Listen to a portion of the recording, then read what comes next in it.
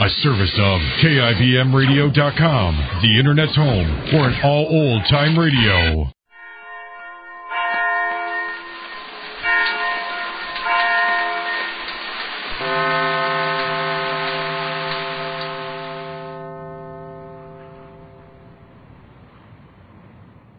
This is Ken Roberts inviting you to listen to another adventure of Casey, crime photographer. Ace cameraman who covers the crime news of a great city. Our adventure for tonight, Bad Little Babe.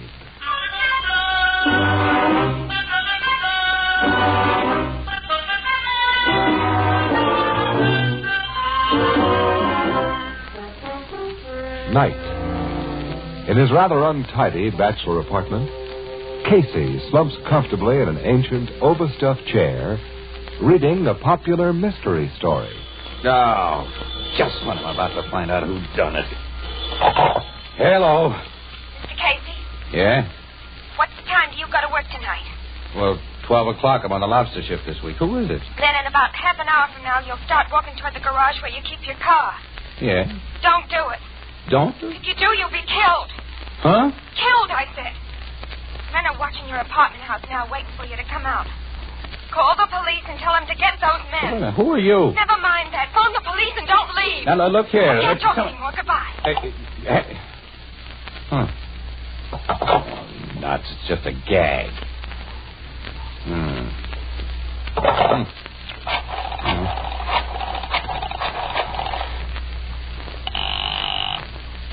Homicide Bureau, Captain Logan. This is Casey, pal. Oh? Say, look, I'm probably wasting your time, pal, but I just got a screwy phone call that might be on the level. Screwy phone call? Yeah, now, if this turns out to be somebody's idea of a practical joke, I know how you'll use the needle, Logan, but a gal just phoned me. I didn't recognize her voice, and she wouldn't give her name, but here's what she said.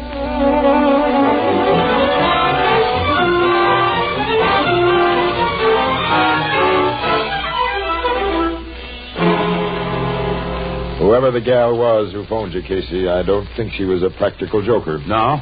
Now, before I sneaked up here to your apartment by the back way, Sergeant Brett and I spotted a car parked up your block with two guys in it who registered as Red Hots, all right. Why should they be laying for me? You're always sticking your neck out, aren't you? If you'd stick to press photography. Nuts, Logan. I'm no different from any other newspaper guy in a crime beat, and I haven't been sticking my neck out lately. That remains to be seen. And we'll see when we land those mugs with the goods. Well, how are you going to do that, little thing? Now, by the time you leave this joint, the street will be completely covered by cops. Now, you walk out of this building alone and start towards your garage.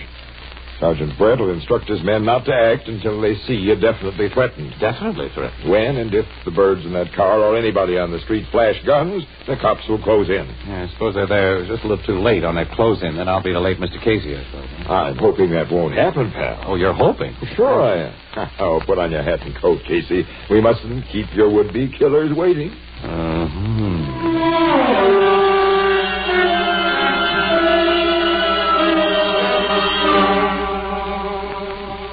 Suspicious cars way up the block there, Casey. A black sedan. And the gunner will probably wait until you're nicely outlined under the next street light before... Yeah, I've got to make a swell target there, Logan, you know. You'll be safer than in church. There are at least a dozen cops covering you. I can't even see one cop. You don't think I told Brett to post him where they could be seen, do you?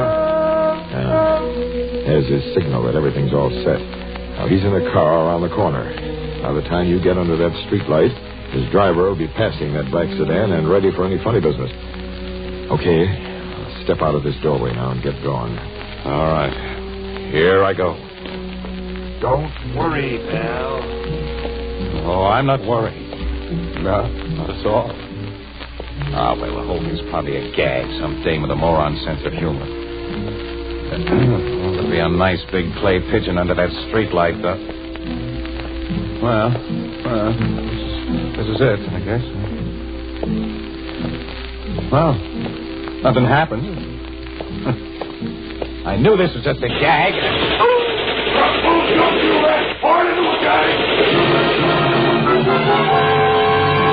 Are you okay, Casey? Yeah. They seem to be all in one piece, Logan, but a couple of slugs whizzed by awful close. Guys, have everything under control up there. Come on. Yeah, I want to see these mugs. Sergeant, what did you do to him? Well, we couldn't take chances, Captain. Both dead, huh? Well, you had no choice.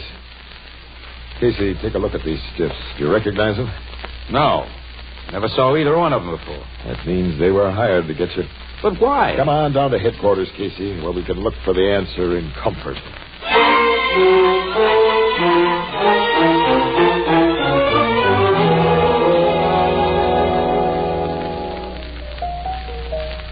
You and Captain Logan ain't figured out who was behind that attempt to mow you down last night, huh, Casey? No, I figured it out. Now, Andy, everything points to Joe Kirby, Casey, and you know I it. don't know anything of the kind. Kirby looks on me as nothing more than a nuisance. He wouldn't take the trouble to have me bumped off.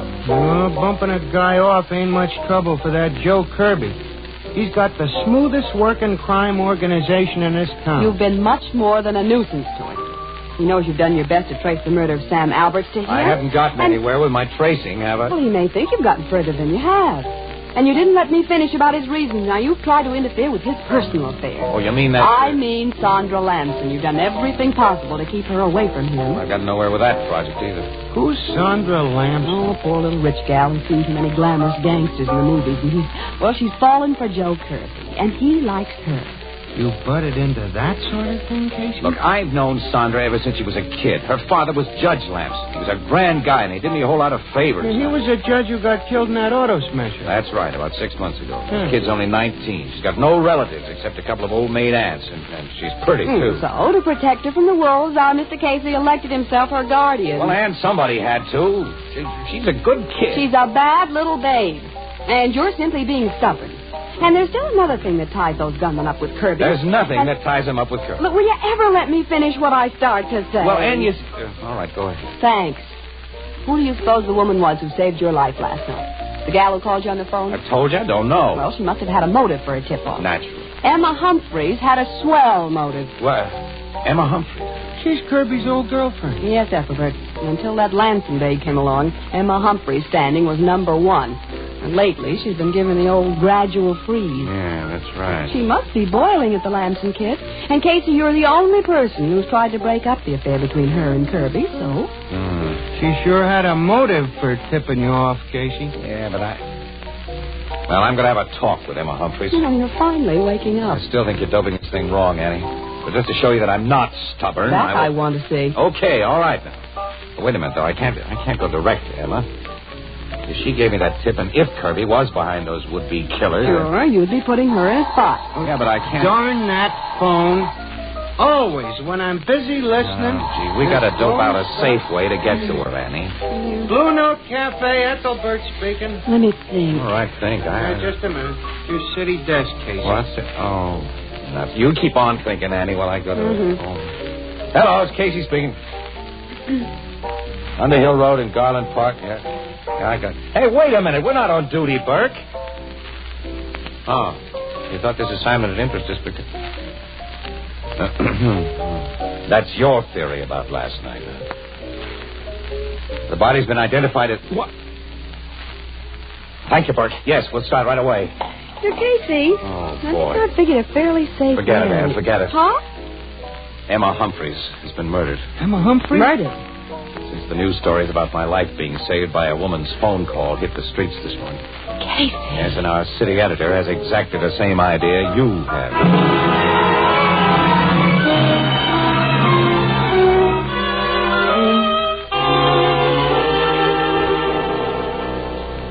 Emma Humphreys was taken for an old-fashioned ride, Miss Williams. The doc says she was killed around noon today, shot twice with a .32 revolver. We have the bullets. And, of course, you know who Emma Humphreys was, Captain Logan. Oh, yes. And I've given orders to have Joe Kirby brought to headquarters as soon as he can be found. Annie has a theory about Emma Humphreys and Joe Kirby, Logan. So have I, Casey. I've concluded she was your tipster last night, and that he found out she spoiled his murder plan for you. You know, pal, so have I now.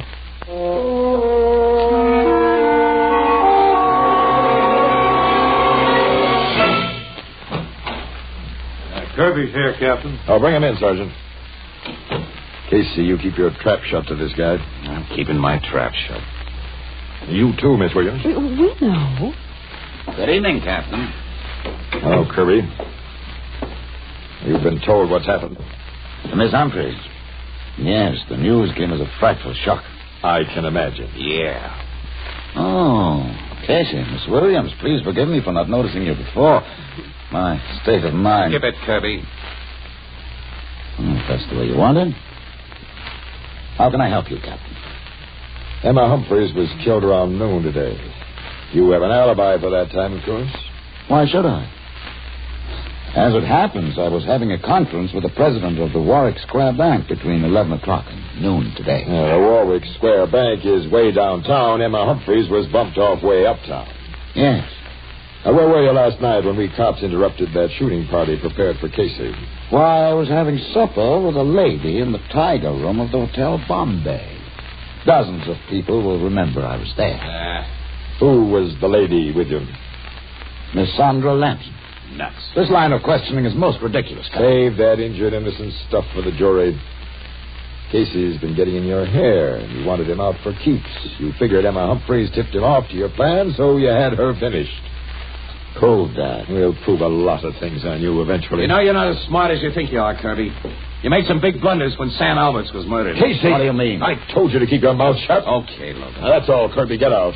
Very well, Captain. Casey, you've shown such an interest in Miss Sandra Lampson. I must give you some news about her. And me. Well? We're going to be married. What? Married? Yes, I thought you'd like to know. Oh, you dirty louse. Casey! Before I let you ruin the life of Judge Lampson's kid, let me go, Logan. Let me go. Cut it out. Oh, all right. Okay. Get out now, Kirby. Fast. Goodbye, Captain. Williams.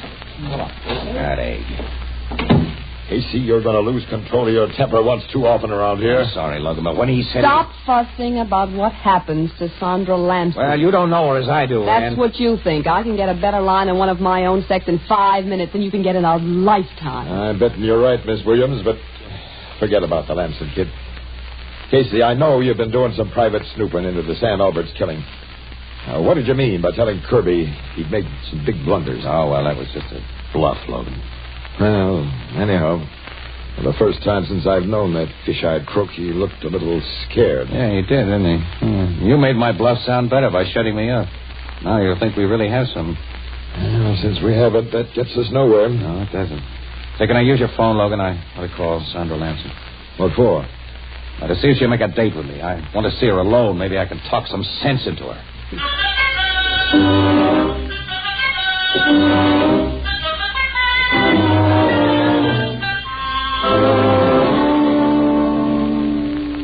Come on into the library, Casey. More cozy in here. Okay, Sandra. I used to talk to your father in here. This was Father's favorite room. Sit down. Oh, all right, thanks. Not way over there. Here on the sofa with me. Oh? I imagine you've been in touch with Joe Kirby since I met him at police headquarters yesterday, huh? I had lunch with him today. You told me you and he are going to be married. That true? Why shouldn't it be? Kirby's a crook. He's a rat and a murderer. So you've told me before. He's been lucky and clever, but now he's slipping. Slipping? He displayed bad judgment in attempting to have me shot night before last. He displayed even worse judgment when he had Emma Humphreys killed for tipping me off. He had nothing to do with either of those. Sandra, get wise to yourself. How dare you talk to me like What's that? the matter with... Because I was a friend of your father's. Because I think you're a right kid. Now, you listen to me, Listen Sandra. to what? I'm not a child. Give me some proof that what you say is true. You told me Joe was responsible for the murder of Sam Alberts. Casey, if you can convince me that he was behind the murder of Alberts, I give you my word that I'll never see him again. No. You want to know what the cops and I have dug up about the Alberts killing? It's your duty to tell me. Yeah. You just made a little mistake, Sandra. Mistake? Well, your hammy gestures knocked this lampshade crooked. Lampshade? Cute little microphone you have underneath. Let's see where the wire from it leads. Casey! I see, a tape recorder. Hidden behind the sofa you insisted that I sit upon. Yes. You were to play nice and find out what had been discovered about the Alberts killing. Kirby had this recording outfit set up and showed you how to work it. Okay, Sandra. I'll leave the thing turned on and give your boyfriend an earful. Kirby, I don't care what happens to Sandra anymore. She's become the same sort of rat that you are. But get this, Kirby. Some way I'm going to pay you off big. You'll regret that, Casey. Goodbye, Sandra. You've been the biggest mistake I've made about this case. I'll try not to make any more.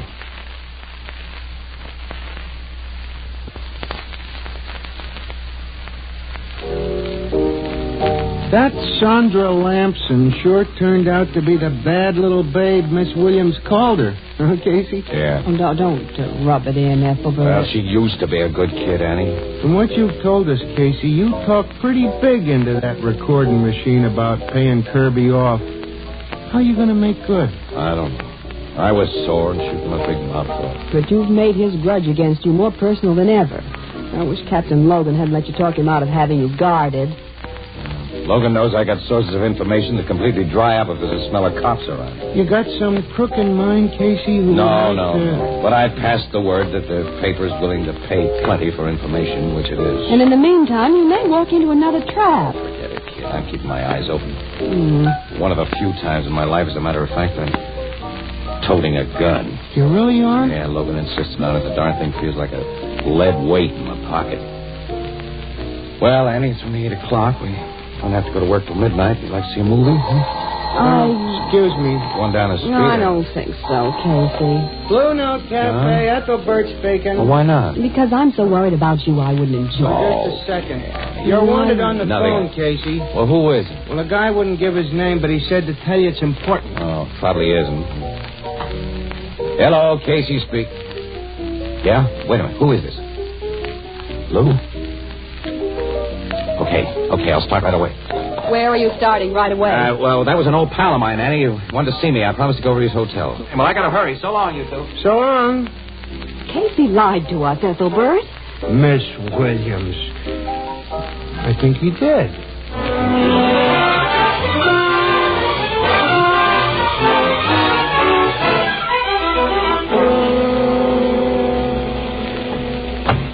Okay, Lou, hop in the car. Get going quick, Casey. Didn't tell anybody I phoned you. Nope. I never sing on the tipster. I've got one that'll make your ears stand out to hear. Lou, you're one of Joe Kirby's mob. For all I know, you may be planning to pull me into a trap. I'd figure that way, too, if I was you. Well, here's my gun, Casey. Take it. That proves to you I'm leveling. Well, it helps. It just happens that I have a gat with me tonight, fella. It's pointed at your belly, under my overcoat. I'm going to continue to keep it handy. Word's going around that the rag you work for will pay high for information. That's correct. But I've never known you to sell information. I'm not selling it now. I'm giving it to you. I've never known you to give anything either. That's because up to now I've never had a good enough reason. Casey, I carried a torch for Emma Humphreys. What, you? Yeah. Oh, I never got anywhere with her. She was Kirby's gal, and Kirby was my boss. The guy can hope, can't he? I hoped that she'd give me a tumble after the boss began making a play for that Sandra Lamson babe and edging Emma out. I never thought the two of them would kill Emma. What? The two of them? Yeah. Kirby made the plan, and the babe did the shooting. Sandra Lamson? She hated Emma. She wanted her out of the way. When your paper told how you were saved by a woman's phone call that night, she offered to take Emma for our last ride. You're sure of that? I made it my business to be sure. But, look, now I bow out, Casey. You forget I ever talked to you. Payoff's got to be completely yours. Well, how can I prove anything? The cops have the bullets that killed Emma, haven't they? Yes. You're going to find the gap those slugs were fired from. Yeah, where? Sandra Lamson's bedroom in her home. She didn't throw that murder gun away. It's a gold-plated .32 that Kirby had specially made up for her. You'll find it wrapped in a silk nightgown in the second drawer of her bureau. How can you know that? I went to her house tonight looking for that gun. I knew this was the servants' night off and that she and Kirby were having dinner together downtown. Then they'll be at the theater for the next couple of hours. You'll have the joint all to yourself. There's a trellis you can climb to her bedroom window. You might have planted the murder gun in her room yourself, Lou. Oh, are you still trying to kid yourself? That skirt's on the level? No, I guess I can't.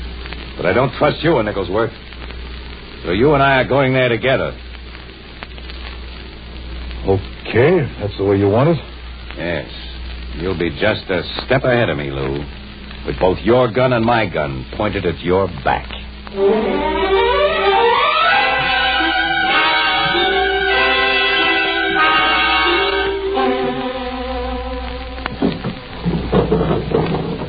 I got the window up, Casey. Keep your voice down, Lou. I tell you, there's nobody home here. I will see. Climb inside. Remember, I'm right behind you with these guns. Close the drapes over that window. And circle your flashlight around. Okay. You see, we're all alone here. This the bureau? Yeah. Second drawer. You open it. Sure. Well, here's the little gun wrapped in a nightie, just like I told you. Convinced? Yeah. You finally sold me on your story, Lou. Lou's a swell liar. What? This is a 44 you feel at your back, Casey. Drop those guns or I'll blow you in two. Okay, Kirby. I got him, boss. This is like taking candy from a baby. The boss was waiting for you in that clothes closet, Sap. The boss and... And me, Casey. So you're in on this trap, too, son. I planned it. Give me my gun, Lou. I'm handling this. Yes, Sandra. And go to it. Switch on the lights so we can take a last good look at this chump. Sure. And what a chump you are, Casey. I'll tell the police I thought you were a burglar and that I shot you. I don't think they'll believe that story. It'll be impossible to prove that she wasn't just a poor, frightened girl all alone defending her home. You should have consulted me before you sent those hired gunmen off to Casey, Joe. I might have had a simple and workable plan like this to give you then. I'll consult you about everything from now on, kid. You weren't allowed in on the first scheme to get rid of me, Sandra, were you? No. I'm afraid Mr. Kirby didn't altogether trust me until after he heard that tape recording in which you turned on me so unpleasantly. Well, he should have trusted you after you killed Emma Humphreys. What a chump this guy is, boss. Still believes some of the yarn I told him. But you... I took Emma for our last ride myself. I did the job just like you wanted, didn't I, Kirby? You've always followed my instructions to the letter, Lou. Casey, how close have you and the cops got to me on the Alberts bump-off? You'll find out someday. Didn't expect a different answer from you. Well, I'm not too worried. Get this over with, Sandra. I will, Joe. Because you've spilled everything I hoped you would. What? Put up your hands, you and Lou. Put them up or I'll shoot. Boss, Sandra. Get their guns, Casey. The guns they were foolish enough to put back in their pockets. I got him. My own, too, but what is this? That's what I want to know. What is this double cross, Sandra? The ending of a game I've played ever since you killed my father, Mr. Kirby. He killed crazy. No. You drove him to suicide. Suicide? My father deliberately drove his car into a tree because Kirby had been blackmailing him to force his consent to our marriage. He left a letter telling me what you've done, Mr. Kirby. A letter I didn't let you know about until now, when I'm able to send you to the chair. If you think the admission Lou and I made here can convict us of anything, you're nuts. We'll deny everything. My lawyer can make liars out of both of you. He won't be able to contradict the evidence of your own voices. Our own... You taught me the value of recording machines, Mr. Kirby. One hidden under the bed has been recording every word that's been said here. Boss. You lousy little... That'll be all from you, Kirby. Sandra, you are one swell little babe. Call the cops.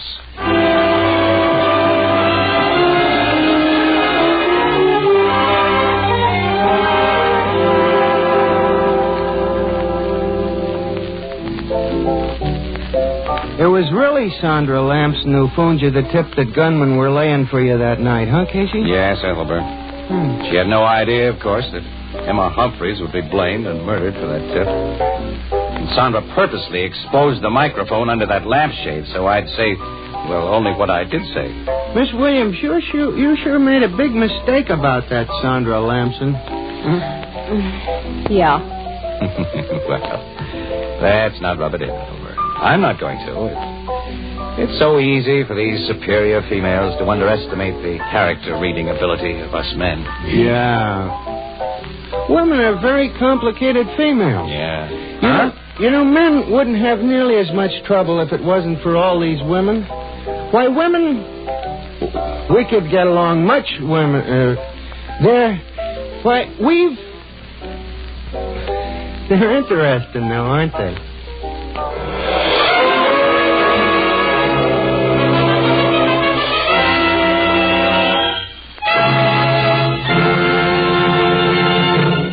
This adventure of crime photographer starring Stott Cotsworth as Casey came to you through the worldwide facilities of the United States Armed Forces Radio Service, the voice of information and education.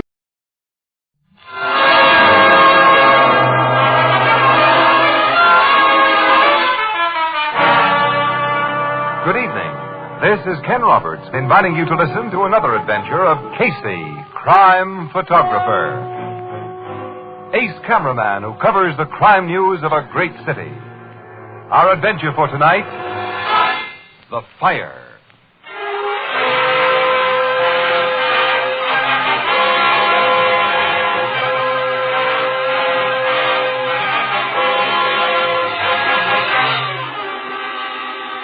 Morning. The first faint glow of dawn is lighting the sky. Inside a small, cheaply furnished apartment in a shabby old-fashioned building glows the more sinister light of fast-spreading flame.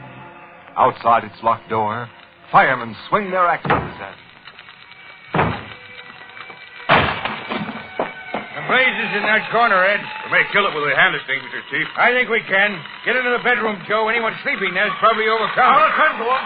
Chemicals over there, boys. We'll soon have this one licked.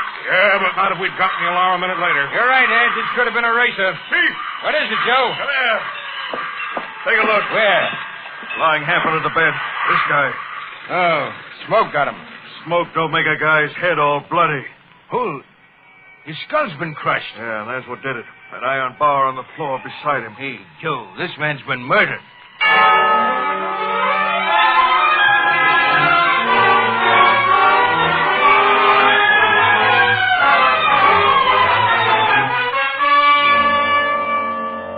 According to the medical examiner, Miss Williams, this guy was bumped off about 11 o'clock last night. Well, then he'd been dead all around 7 hours when the firemen found him, Captain Logan. Yeah, that's right. After the killer socked him with that hunk of iron, he proceeded to give this two-room kitchenette and bath a real going over. Yeah. Then he found what he'd been looking for and started the fire and beat it. That's the way it sizes up, Casey. He started the fire, of course, hoping to cover up his murder in search of the place. Sure. He started the fire in a pile of photographic film, Casey. You know how that stuff will spread ablaze. Yeah, and how? I was looking at the few bits of film that weren't burned, old negatives, apparently. That guy seems to have gone in for photography in a big way. A lot of equipment in his kitchenette, enlargers, tanks, good stuff. That's so my tech man tell me. Have you found any lead to the killer, Captain Logan? None so far, Miss Williams. Well, what could the killer have been searching for? That's a payoff question. What have you found out about the dead guy, pal? Not much. All I could learn here was his name was Henry Milton, a quiet guy who kept to himself and held some kind of office job with the C.J. Winber Company. I'm going to the Winber factory as soon as its offices open at 9 o'clock and try to get a real lowdown on the guy. Good. Henny and I'll go with you. Yes, we'd like to know more about Mr. Henry Milton.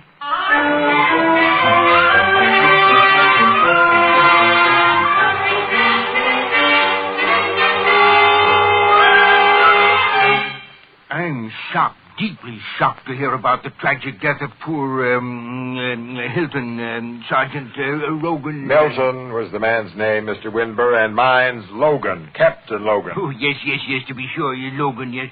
Good, faithful old Milton. I'd like you to tell me all you can about this man. Yes. Well, I think perhaps I'd better turn you over to my executive vice president. He keeps in slightly closer touch with details and personnel than I do. Oh, not that I'm unfamiliar with the people who work for me, Captain. I regard them all as partners and close friends, but, You rang, Mr. Winber? Yes, Purvis. Tell Mr. Haywood I want to see him. Yes, sir. Just a minute. Has there been any news of Crowley yet? No, sir. Well, don't neglect to inform me at once if any message is received. You'll be told immediately, Mr. Winber. Yes, that's all. Get Haywood. Yes, sir. Now, Captain, as a policeman, you might give me a bit of advice. Yeah? You see, my cashier, a chap named Crowley, went away on a 2-week vacation 16 days ago. He was due back at his desk day before yesterday, but he hasn't appeared. And nobody in the plant here or at his home has received even so much as a postal card from him since he left. Now, do you think I have reason for concern? If he was my cashier, I'd feel concerned. Have you investigated the books? Not yet, but... You better have an audit done on those books right away. Your man is bonded, of course. Oh, yes, the firm will face no loss, but I pride myself on my judgment of character, and it would be a sad blow. Oh, you're here, Haywood. Yes, C.J.? This gentleman is Captain Logan of the police. Police? Yes, this is Mr. Haywood, my executive vice president, Captain. How do you do? Nice to know you, Captain. And that lady and gentleman over there, will you introduce them, Captain? Miss Williams, Mr. Hayward, and Mr. Casey. They're on the Morning Express. How do you do, Mr. Haywood? How are you? A pleasure. Policemen and newspaper people. This must mean that you've got bad news about Crowley, C.J. Unpleasant news. No, this gentleman and lady are here about a murder. Murder? A man employed in your offices was killed last night and his body discovered early this morning. A man named Milton. Not Henry Milton. That's the name. Yes, poor old Henry. He was in our sales department, Haywood. He was a bookkeeper, C.J., third assistant in Crowley's department. Oh, yes. Well, that's what I meant. How was he murdered, Captain? Tell me. Will you excuse me, as Captain Logan has already told me the distressing news and I have other things to do, you won't mind. Go ahead, Mr. Winburn. Thank you. It's been a pleasure meeting you, Miss, William. Yes, of course. And you, Mr. Casey. Oh, yes, quite so, yes. Please call on me when I can give you some more assistance, Captain. I'm always ready to help. Thanks. Good morning to you all. Good morning. Well, now maybe we'll find out something, Casey. About time. I heard your comment, Miss Williams. Evidently you haven't had a very illuminating interview with Mr. Winber. Mr. Haywood, it was a total blackout. That guy must have inherited this big outfit. He did, from his father. Oh, don't misunderstand him. C.J. is a grand fellow, very shrewd in his way. He simply doesn't keep in touch with many things that... Those things are my job. Tell me about Henry Milton, Captain. I came here to be told things about him, Mr. Haywood. How long did he work for this firm? Well, I'd say offhand, at least 6 years. He was an excellent bookkeeper. What do you know about him personally? Only that he was a bachelor, without any apparent vices. He was a quiet fellow who kept to himself. And, I'll be surprised if anybody here can tell you much more. I'd like to speak to some of the other people in his department. Yes, sir? Send them in here one by one, and without any knowledge of his murder or my purpose. Very well. Excuse me. I'm afraid we're not going to get very much here, Casey. Yeah, it seems this Milton was a kind of mystery man. Oh, Casey, did you notice the gorgeous diamond that Mr. Haywood wears on his finger? Quite a ring, isn't it, Annie? Yeah, I must have turned a delicate shade of envious lettuce green when I saw it. It's 4 carats at least. A beautiful engagement size. Yeah, Casey, why didn't you buy your girlfriend a little piece of ice like that? Why don't I also buy a yacht and a country estate? But Haywood doesn't flash the only big headlight in this joint. The one C.J. Winber had on his finger wasn't broken off any bottle. Mr. Winber wore a diamond ring? Yeah. Did you notice it, Annie? Well, no. I didn't either. Huh. I don't know how you could have missed it. Oh, well, come to think of it, though, he turned the stone around to the inside of his hand while you were introducing yourself, Logan. Guess he's one of those nervous guys who fiddle with things they wear. I brought you our head bookkeeper, Captain Logan. Fine, Mr. Haywood. Now we can get back to business.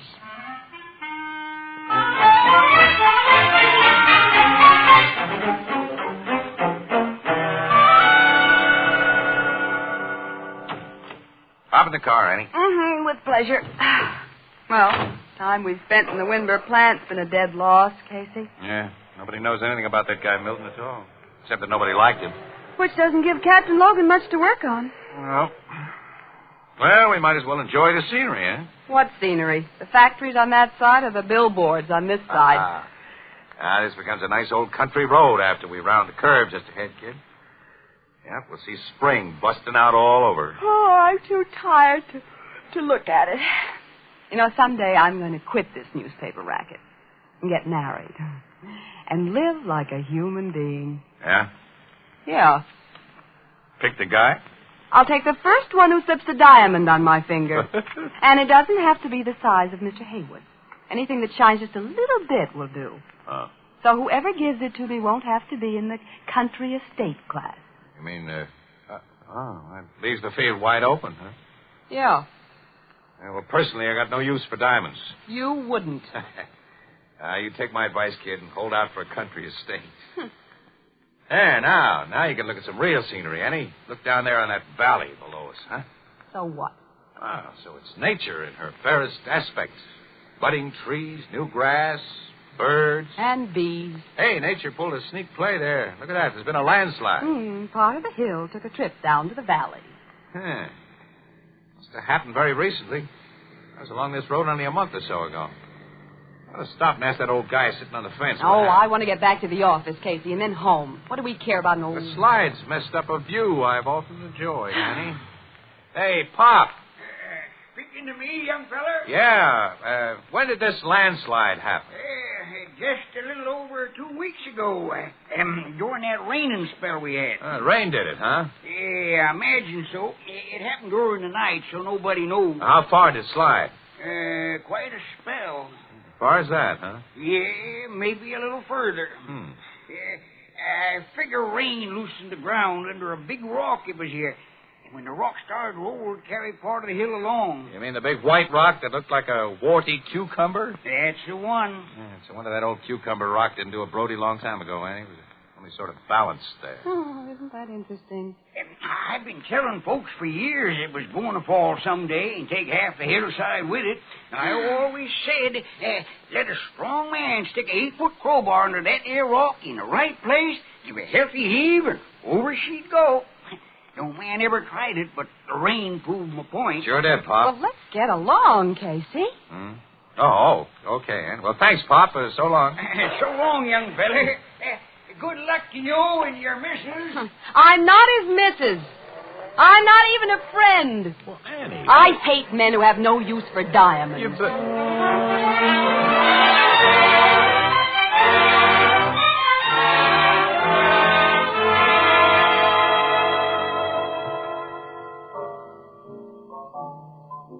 Now, as you were saying, Casey, before I had to wait on that customer. Wasn't saying anything, Ethelbert.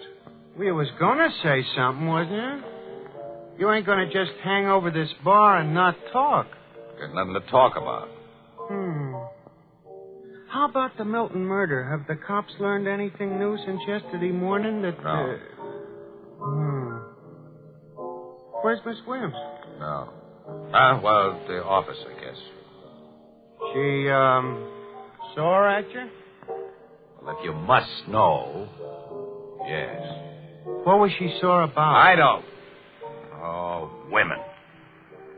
Women. You never let a guy understand them, Ethelbert. You think they're kidding about something. Like something like diamond rings, for instance. And then you kid back. Find yourself in the soup. I don't pretend to know much about women, Casey, but, if perchance it was diamond engagement rings you tried to kid about, I have learned that ain't a safe subject with the unfair sex.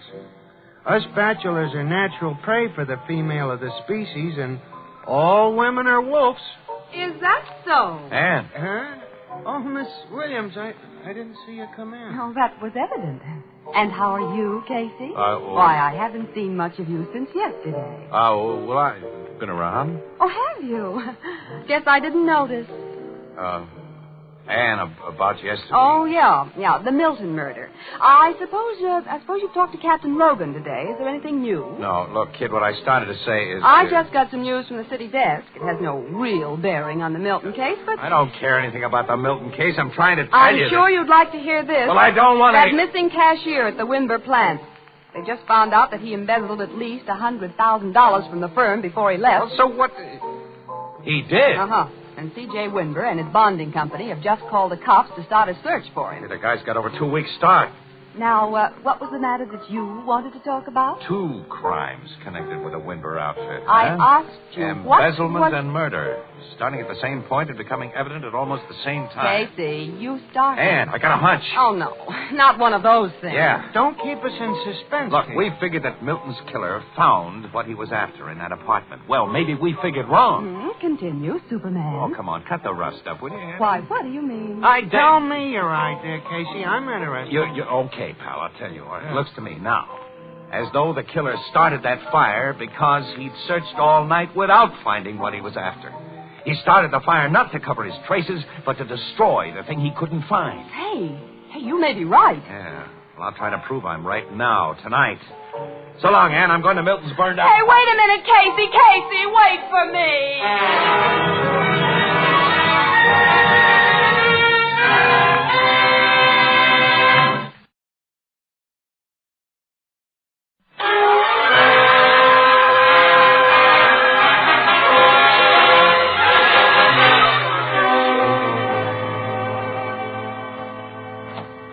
Come in quick, Ann. Let me close this door.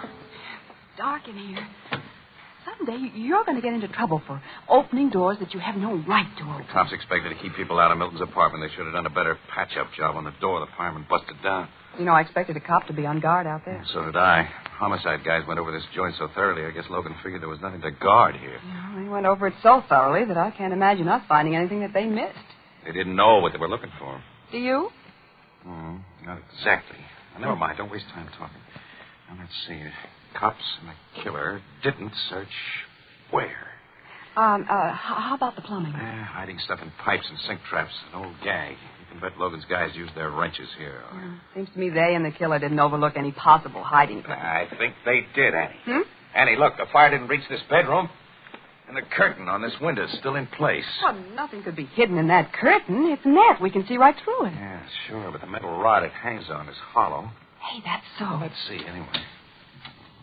Tubing isn't even fully closed in the back. It's an extension rod, see? I'm going to pull it apart. Annie! What? You found something? Look. What is it? It's film. Rolled up film.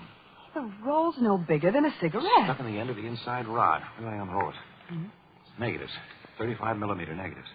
4, 5, 6 of them. What are the pictures on them? What am I telling here? We'll take them out in the hall where there's light. Casey! Who are you? No! Don't hit me with that!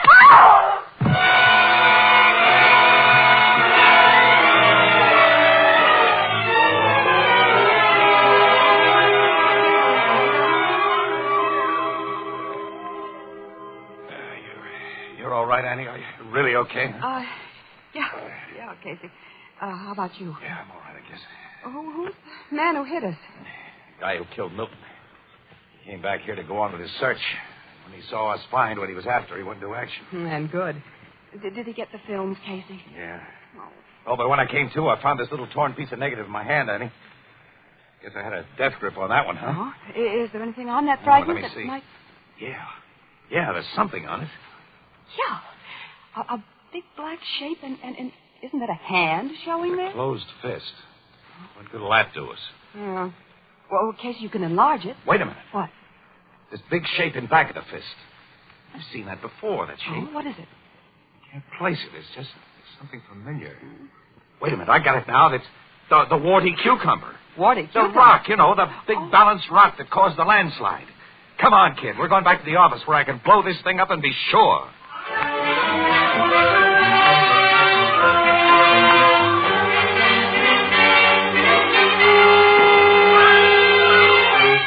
Look at this blow-up, Annie. It shows the big cucumber rock and plenty more. What more? The hand. It isn't simply a closed fist.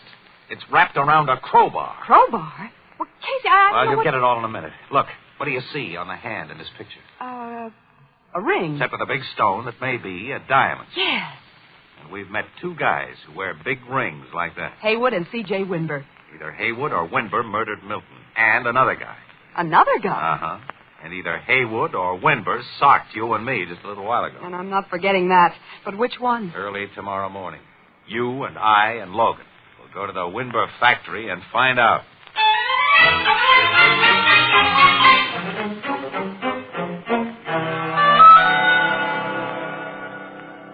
I suppose, Captain, that you've come to see us about the distressing disappearance of Mr. Crowley, my former cashier. I don't handle embezzlement cases, Mr. Winburn.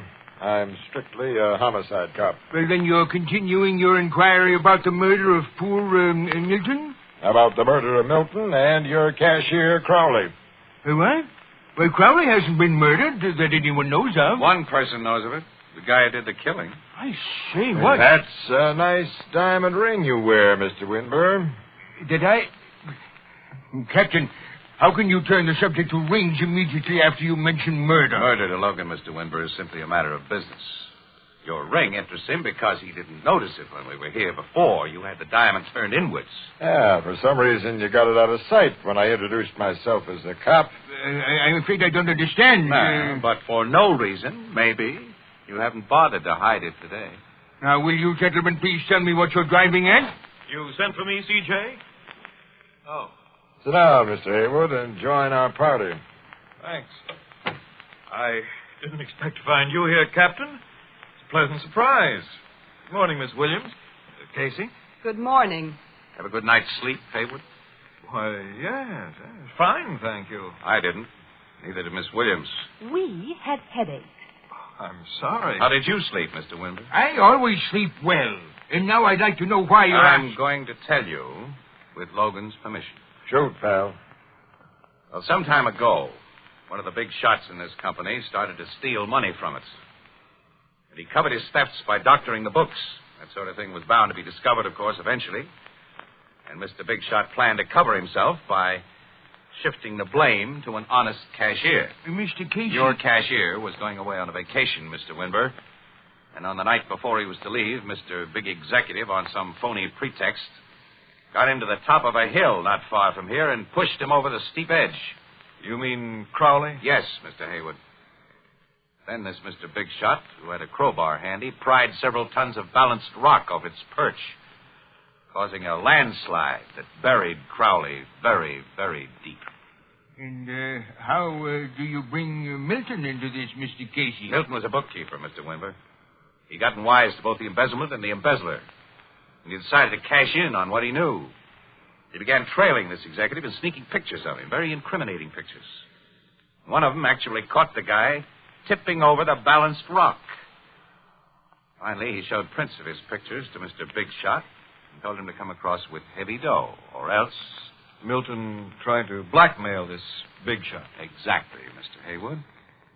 The Big Shot then killed him, took the prints, and did his best to find the negatives that they'd been made from. But failing that, he tried to burn the negatives by setting fire to the place. But a fire company reached Milton's apartment before the blaze had done much damage. Well, I managed to find the negatives, and he got them away from me. But he left a little piece of one of the negatives in my hand. That's going to send him to the chair. And who is this man, Mr. Casey? The guy who wears a swell diamond ring, Mr. Winber. Good heavens, you don't think that I... No. You wore your ring today. But the guy who left that piece of negative in my hand last night knew that a ring might help to nail him. You're not wearing your diamond, Haywood. No. But I have a gun. Haywood, don't make a move, Captain. Or any of you. Haywood, you... I'm the man Casey's accusing, C.J. I don't know whether he can back up his accusation, but I'm taking no chances. I'm getting out of here, and no one's going to stop me. Is that so? Anne. Miss Williams. Well, he hit me on the head last night, didn't he? Yeah, but how? This guy's out cold, and all you hit him with is that little handbag. This little handbag has half a brick in it. Half a brick? I put it in there this morning just hoping I'd get a chance like this. Logan, the female of the species is more deadly than the male.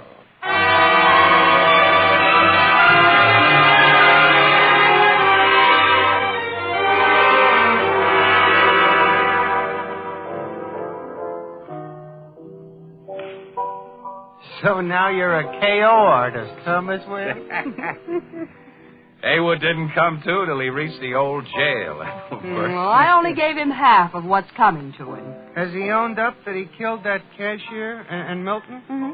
After a bulldozer went to work on that landslide this morning and uncovered the cashier's body.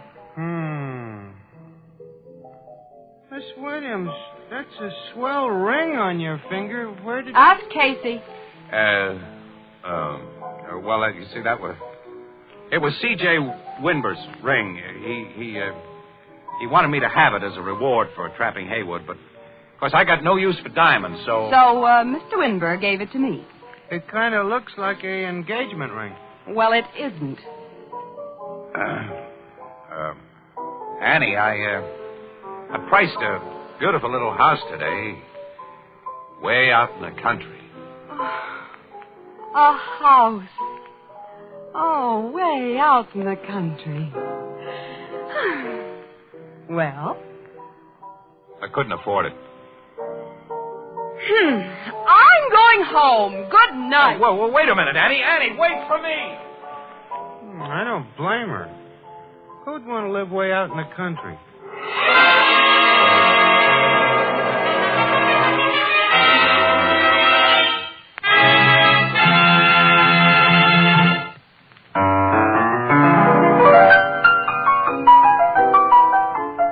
This adventure of crime photographer starring Stott Cotsworth as Casey came to you through the worldwide facilities of the United States Armed Forces Radio Service, the voice of information and education.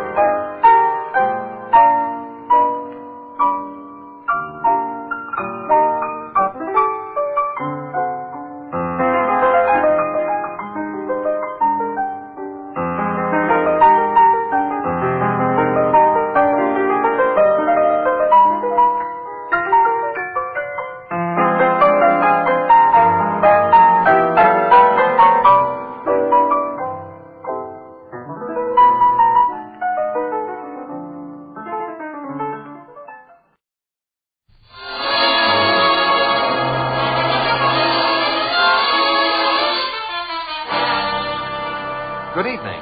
This is Ken Roberts inviting you to listen to another adventure of Casey, crime photographer. Ace cameraman who covers the crime news of a great city. Our adventure for tonight, The Disappearance of Mr. Dizzel.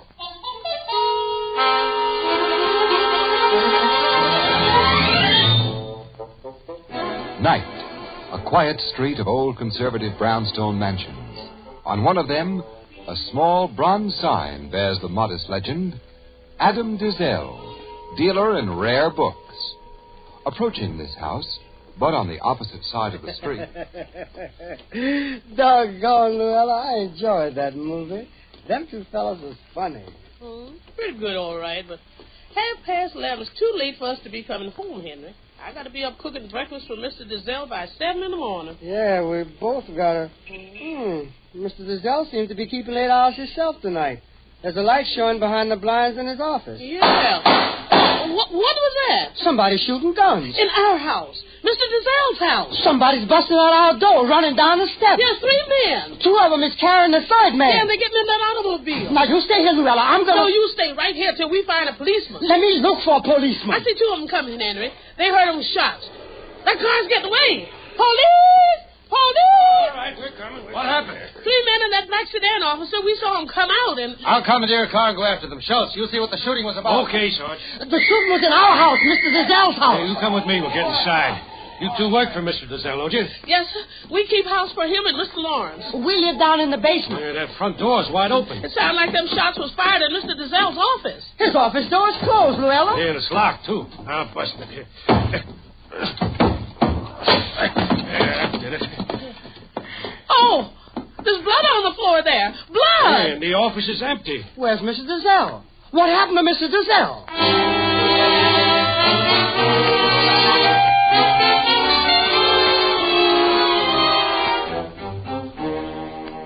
All right, now, if you good people just let me get one more picture, I'll be all finished. Are all these pictures of Luella and me going to be in the papers, Mr. Casey? Well, the best ones will be. Now, hold it just like that.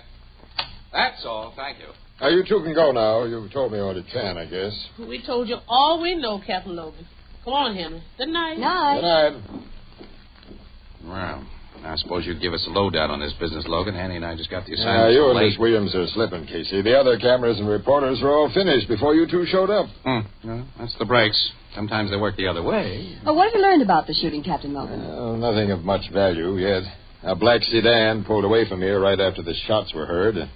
One of the 3 men in that sedan was dragged or carried to it by the others. He was probably Adam Dizzel. Anyway, Dizzel is gone. Bloodstains in his office, plus some bullet holes, indicate he was the victim, probably kidnapped. Hey, a slug went through this very expensive-looking book. Yeah, we found the slug, and 2 more, all fired from a .38 revolver. Hey, Logan, maybe the 2 guerrillas came here intending a robbery. Dizzel discovered him. They plugged him without killing him and then took him away so he couldn't describe or identify him. Casey, our experts tell me there's a folio Shakespeare worth plenty on that shelf in plain sight. It could have been lifted in a split second, but it wasn't. Well, such extremely rare volumes as folio Shakespeare's must be almost impossible for thieves to dispose of, Captain Logan. The ownership of every such book in existence is known. Miss Williams, book collecting in some instances is nothing less than a disease. Rabid collectors will buy items they know are stolen just for the sheer kick of personal possession. Casey, you remember that little crook who called himself Professor Ishka? Ishka? Yeah, an interesting little guy, too. He and I were almost buddies, Annie, before unsympathetic cops like Logan sent him back to the big house about 10 years ago. For his third offense. Now, Professor Ishka was a rare book thief, Miss Williams, but he got bragging streaks occasionally. Theft may have been the motive in this case, Logan. And I'm hoping to get a lead on the real motive when Neil Lawrence is located. Neil Lawrence? Now, he's Dizzel's nephew. He lives here and acts as a sort of assistant to his uncle. So he should know a lot about his business and personal associations. The servant you met told me that Lawrence left the house early this evening to go to the theater. Dizzel was all alone here then from about 8 p.m. on. Yeah. I see the lock on this office door is broken. Now, the cop who got here right after the shooting found it locked, and he broke it. I wonder why the kidnappers bothered to lock it from the outside when they were in such a hurry. I've wondered about that. They must have taken the key away with them. We haven't been able to find it. It's the only door. The walls are solid bookshelves from floor to ceiling, except for those 2 windows facing the street. And those windows were locked from inside. Dizzel's visitors got in through that door. Well, he must have admitted him then. And because he knew him, since they came long after business hours. Yeah, I think he knew him. Captain Logan's in your uncle's shop, Mr. Lawrence. He'll tell you all about it. Lawrence is here. Thank you, officer. I'll go in. Now, come right in, Mr. Lawrence. I've been waiting for you. I'm Captain Logan, Homicide Bureau. One of your men outside just told me... I'm sorry you came home to such bad news. He gave me no details, Captain. What happened? First, I must ask you some routine questions. I'm told you went to the theater tonight. Yes, the Globe. Later, we had a few drinks and steak at the Bristol Club. I just came from there. By we, you mean a young lady was with you? No. Well, what was your friend's name, please? This is all part of a necessary general checkup. I was with Bruce Madden. Not Bruce Madden, Jr.? Yes. I know you check up on anything I tell you, so... I've met Bruce Madden, Jr. professionally when he tried to extort money from his wealthy father. So you're a friend of his. Now, look here, Captain. I've never been connected with any of the trouble Bruce has been in. We've simply been friends since we were kids. And you and he were together tonight when your wealthy uncle was probably both shot and kidnapped by 2 men. Sit down, Mr. Lawrence. I'm going to ask you some questions that aren't just routine.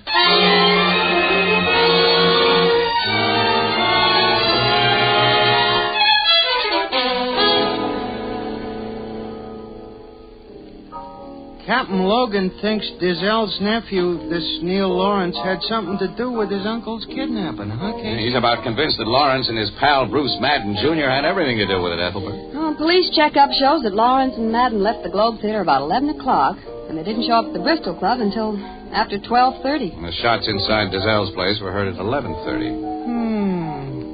But why should this Lawrence put a snatch on his uncle? And who's Bruce Madden, Jr.? Oh, don't you ever read the papers, Ethelbert? Oh, sure, Miss Williams, but... Oh, Bruce Madden, Jr. is the playboy son of that rich millionaire. Yeah. Several months ago, Madden Sr. washed his hands of the young screwball and cut off his supply of easy money. And young Madden tried to extort money from his father. Now, Logan figures that he and Bruce Jr. got desperate for the old green stuff and put the snatch on Dizzel in order to get it. It listens to me like he figures right. Has he put Lawrence and Madden under arrest yet? No, because he hasn't got any real evidence. They're being watched every minute, though. Well, Neil Lawrence doesn't look to me like a kidnapper.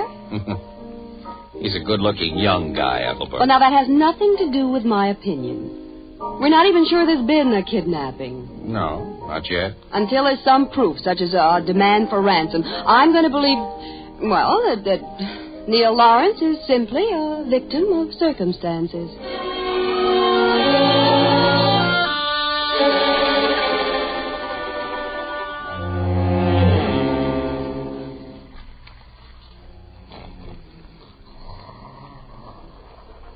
Henry, It's 6:30, Henry. Haul yourself out that bed. Okay, Luella. Well, we got to get breakfast for Mr. Lawrence now, so up until your clothes while I go upstairs and fetch in the milk. Why don't that milkman leave them bottles in front of our basement like he used to? Because told him not to. Dogs come sniffing down there.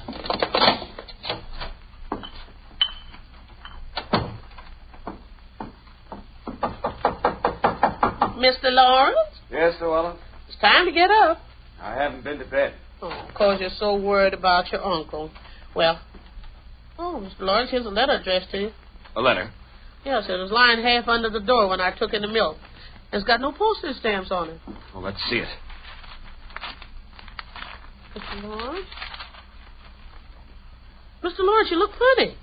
Is there something in that letter about your uncle? It's from my uncle. From Mr. Dizzel? Yes, I must phone the police. Letter tells me he's being held by kidnappers and that I must raise $150,000 to ensure his safe return.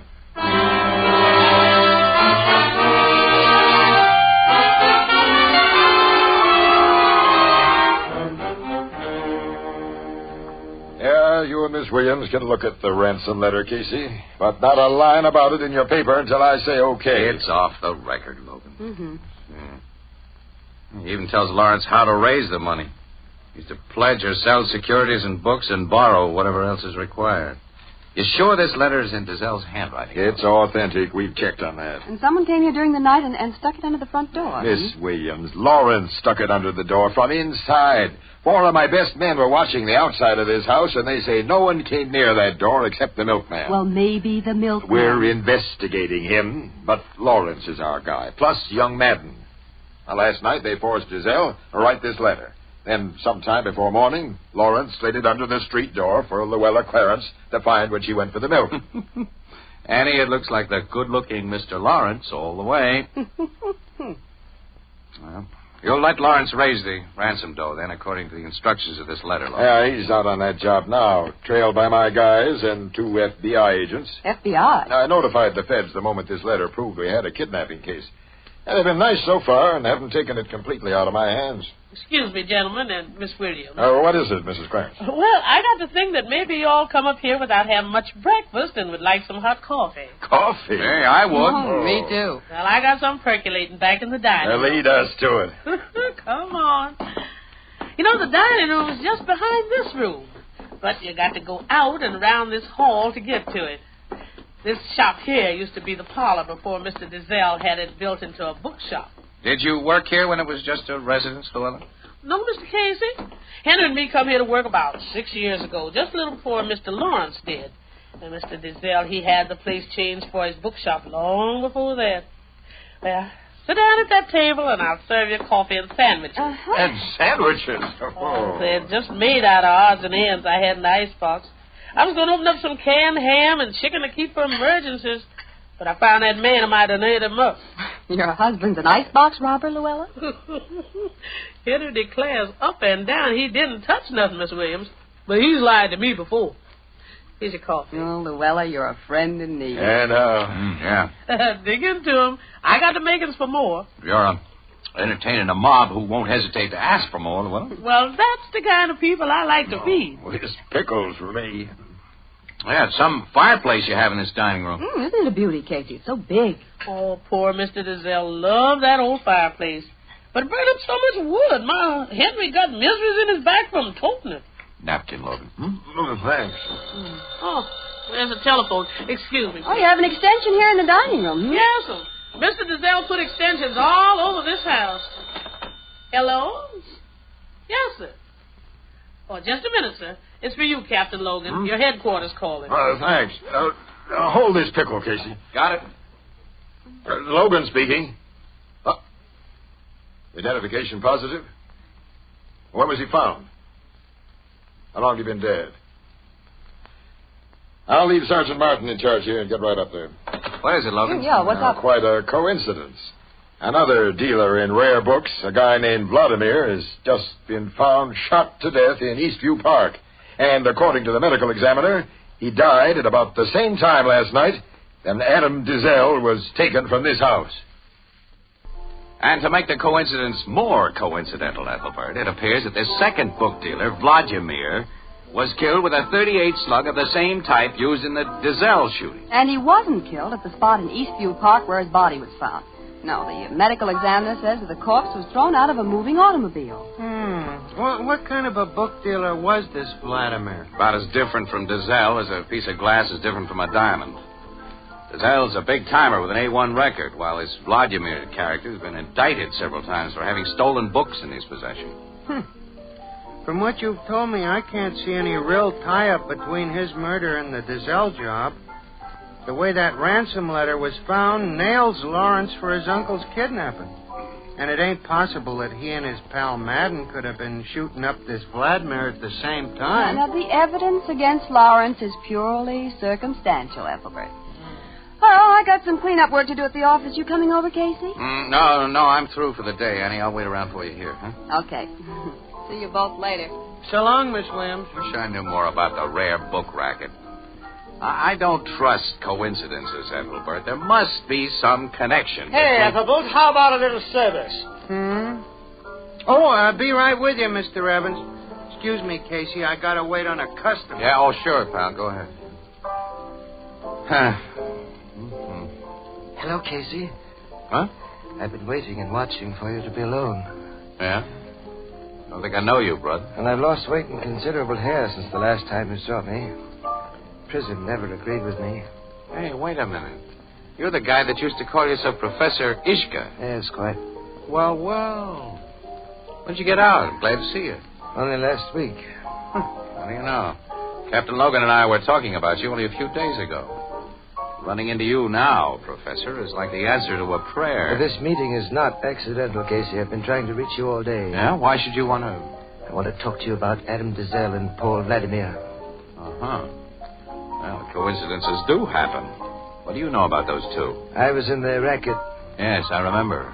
But you may not recollect a stolen autographed copy of the first and only edition of Mrs. Browning's Sonnets by E.B.B.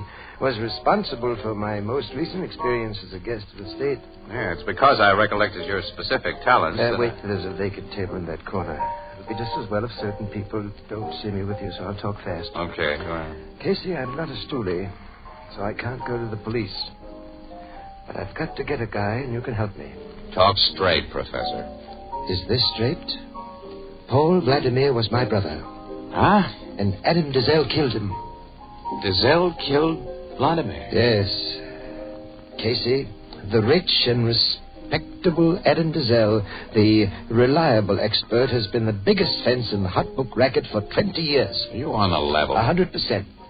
Dizzel has also been the biggest double-cross in the racket.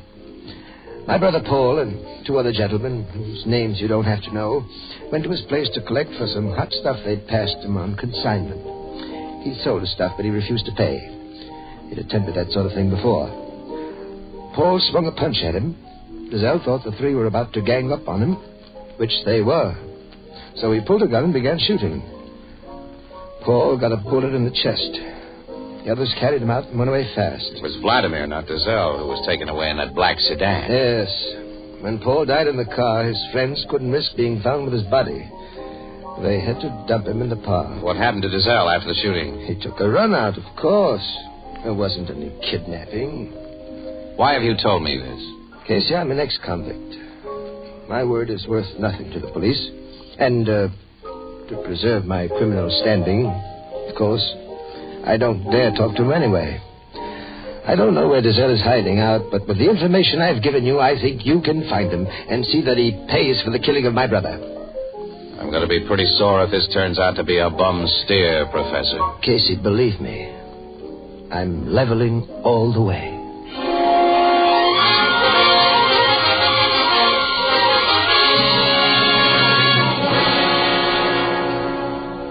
I can't tell you who told me this, Logan, but I'm convinced the story's a straight one. And if it is, Dizzel's deliberately playing up his supposed kidnapping in order to collect $150,000, so he'll be well heeled when he starts for South America or wherever he plans his permanent hideout. Sure, and his nephew's probably in on the deal. Yeah, but if Dizzel was dealing in stolen books, we should have found some in his house, and we didn't. And he must have another joint somewhere. Maybe that's where he's keeping under cover right now. Yeah. We'll just sit tight till he sends instructions as to how to pay over. Oh, nuts, that phone of mine never stops. Homicide Bureau, Captain Logan. Yes, Sergeant. Yeah? Where'd you find it? No, don't open it. I want to see it exactly as you found it. I'll be right up there. Come on, Casey. We're heading for Dizzel's house. What? One of my guys on duty there just found a sealed envelope addressed to Neil Lawrence lying on the sidewalk in front of Dizzel's place. This may be the instructions as to how to pay that ransom.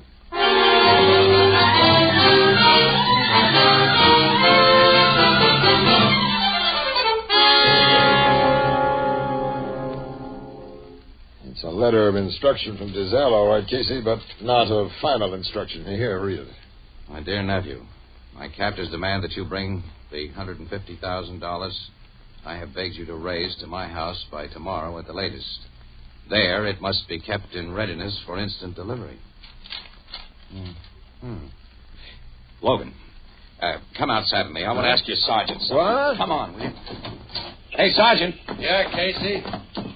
Where did you find this letter addressed to Lawrence exactly? On the sidewalk, right here. Underneath the window of Dizzel's office, huh? Yeah, it was tied to a little rock. Oh, Dizzel himself probably drove by here in a cab and tossed out the weighted envelope. You kept the rock it was tied to, Sergeant? On a case like this, we keep everything. Here it is. Hey, that's not a rock. It's a piece of fire brick. What's the difference? Say, look, where's the nearest place you can get a tear gas bomb? Tear gas?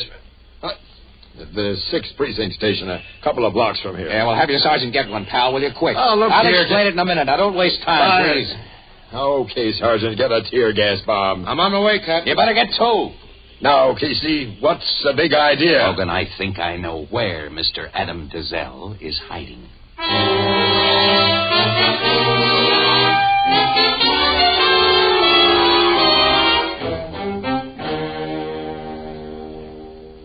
Casey, if you're right about this, and I'll give you my shield, and you can teach me how to operate a press camera.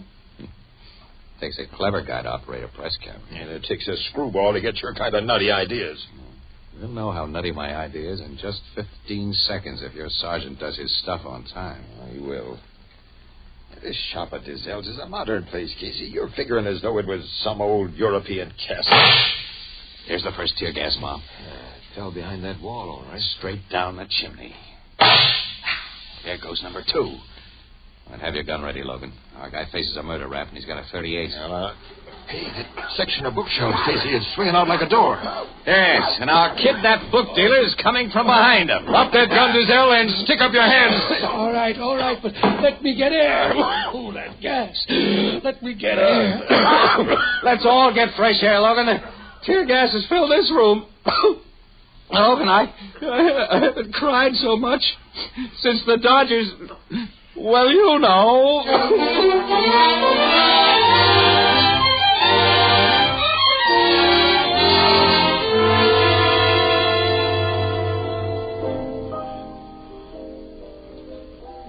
That fella Dizzel was hiding in his own house, Casey, in a secret chamber? Secret chamber describes it too romantically, Ethelbert. When Dizzel had the living room of that old mansion remodeled into an office and a bookshop, he had bookcases built across the opening of a very big fireplace that was there.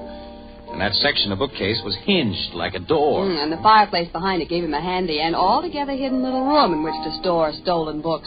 And when he suddenly needed a hiding place for himself, well, he had it. He got plenty of air through the chimney, and at night he sneaked into the kitchen and got supplies of food and water. And he planted the ransom note under the door himself. And his housekeeper told us that she thought her husband was robbing the icebox. When did you start to get wise to the setup, Casey? Not too long after I should have been. I'd noticed a big fireplace in the dining room and wondered why there wasn't one in the original parlor. And the door of the bookshop was found locked after the shooting, and I'd wondered why guys leaving in such a hurry had bothered to lock it. And Dizzel had locked it, Ethelbert, to make sure no one could get in before he'd opened and closed his secret chamber. And he's confessed that his nephew had no part in the affair at all. Everything finally added up when Logan said that Lawrence had put the dough in Dizzel's office safe. That was a logical place to put it, and it suddenly hit me that was what Dizzel figured and wanted, so he could come out and get it.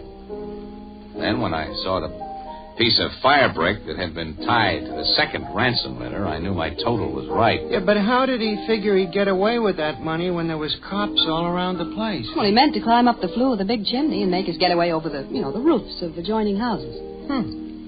Well, Annie, how about taking you home now? Well, not tonight, Casey. I have I have a date with Mr. Lawrence. Huh? I knew he couldn't be a kidnapper. Hey. Casey looks like he ain't so sure about that, Miss Williams. Not so sure.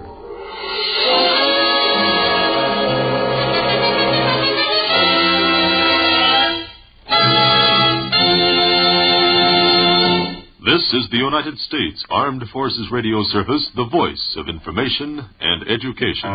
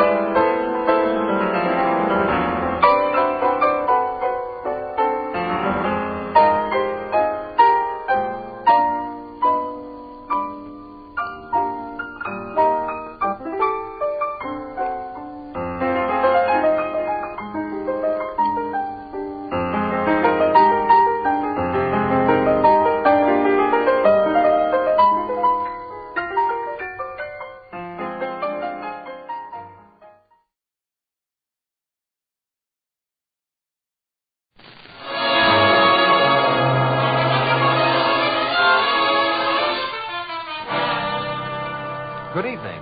This is Ken Roberts inviting you to listen to another adventure of Casey, crime photographer. Ace cameraman who covers the crime news of a great city. Our adventure for tonight, the suicide.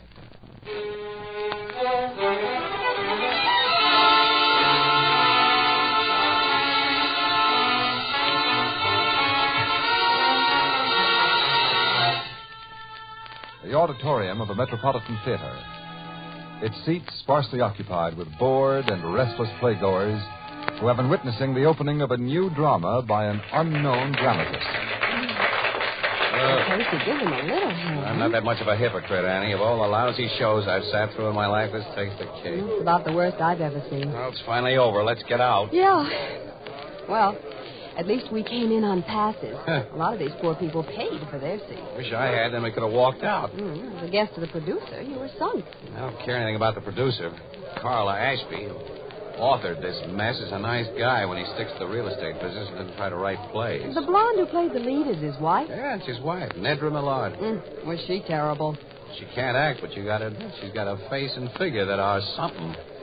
She's good looking, all right. Uh-oh, there's Lee Gorman standing in the lobby, and he spotted me. Oh, is he the producer who sent you the ticket? Yeah, tall, curly-headed guy there. Oh, hello, Casey.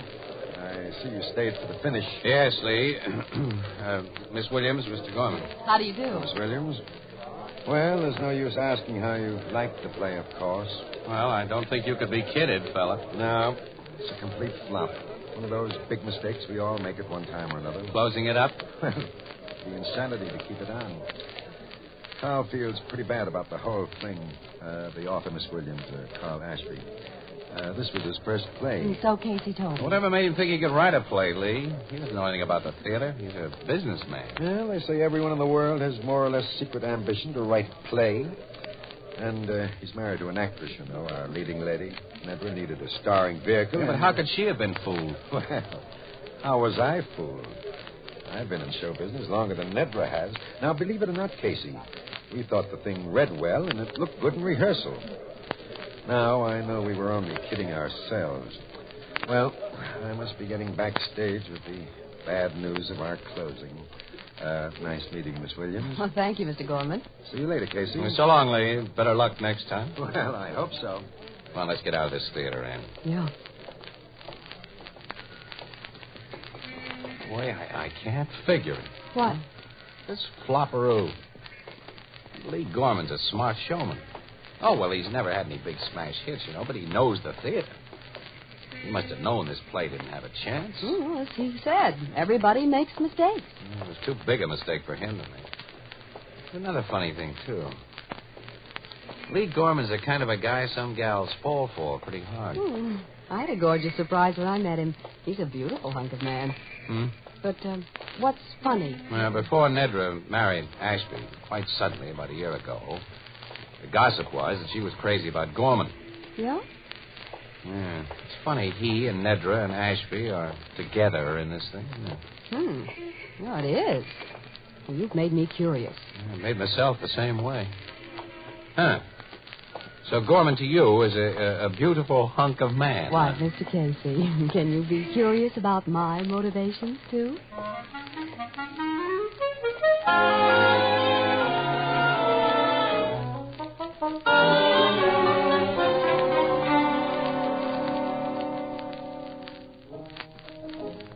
Hello, Casey. Good evening, Miss Williams. Evening, Ethelbert. Hi, pal. Say, I didn't see you two last night. Where was you? We went to the theater. Yeah? What'd you see? The Turkey starring Nedra Millard, produced by a beautiful hunk of man, Lee Gorman. Beautiful hunk of...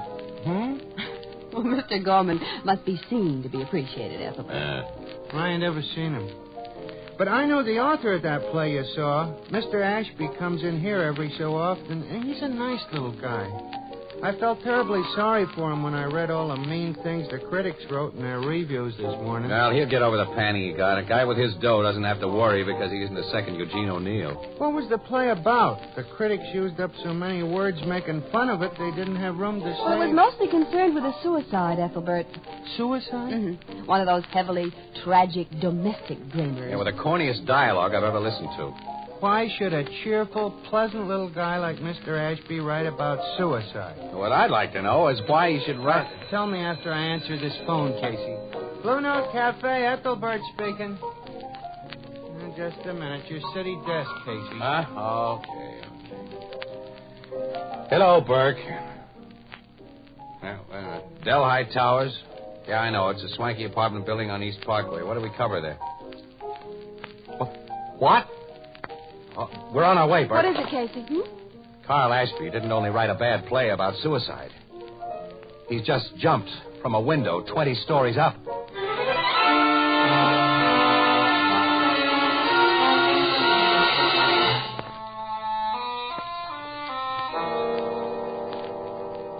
Yeah, it was a suicide, Casey. Open and shut. Ashby was alone here in his apartment.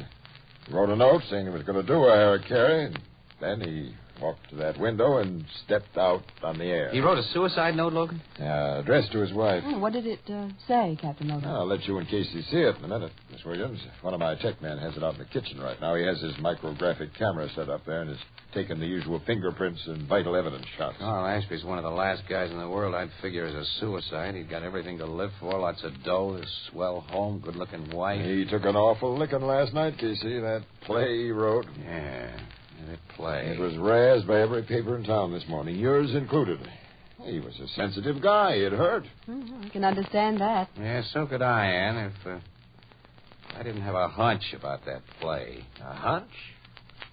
Yeah, its setup was all wrong. What do you mean?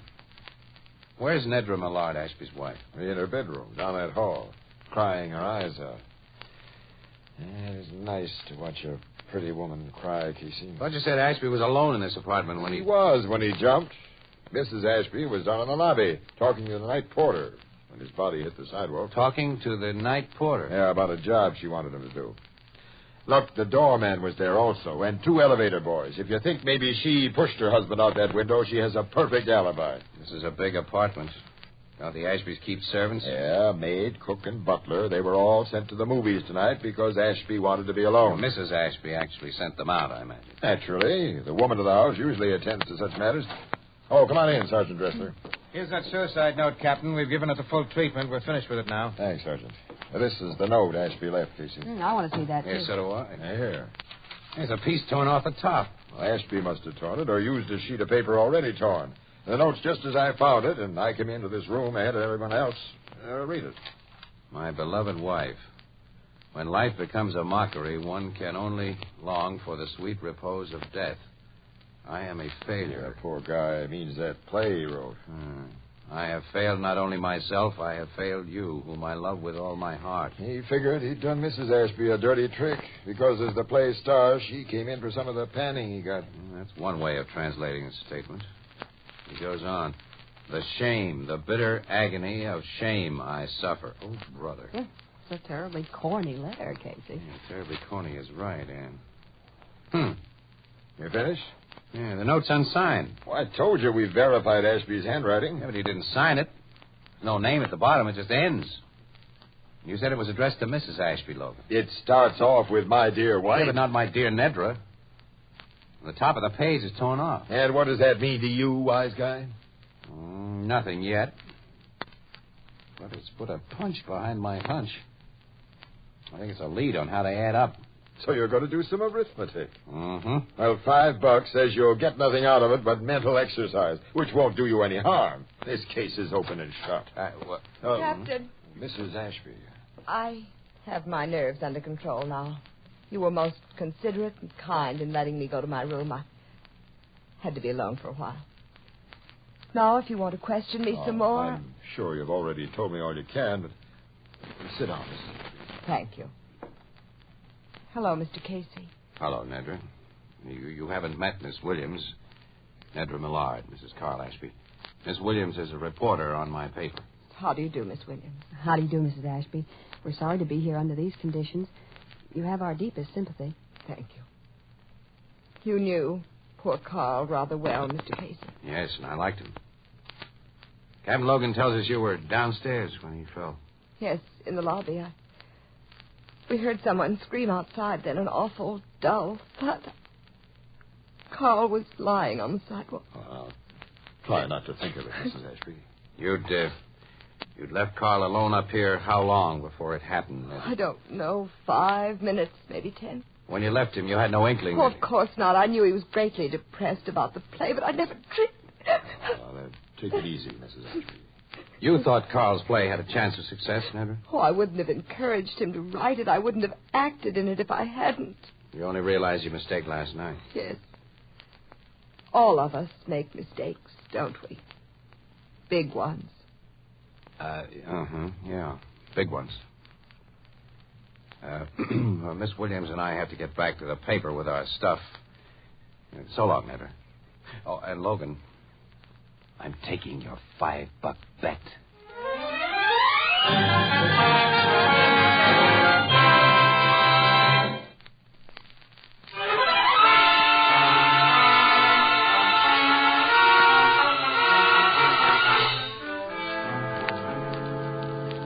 So you did your arithmetic last night, Casey. That's right, Logan. You want to hear my totals? I'm listening. Okay, here they are.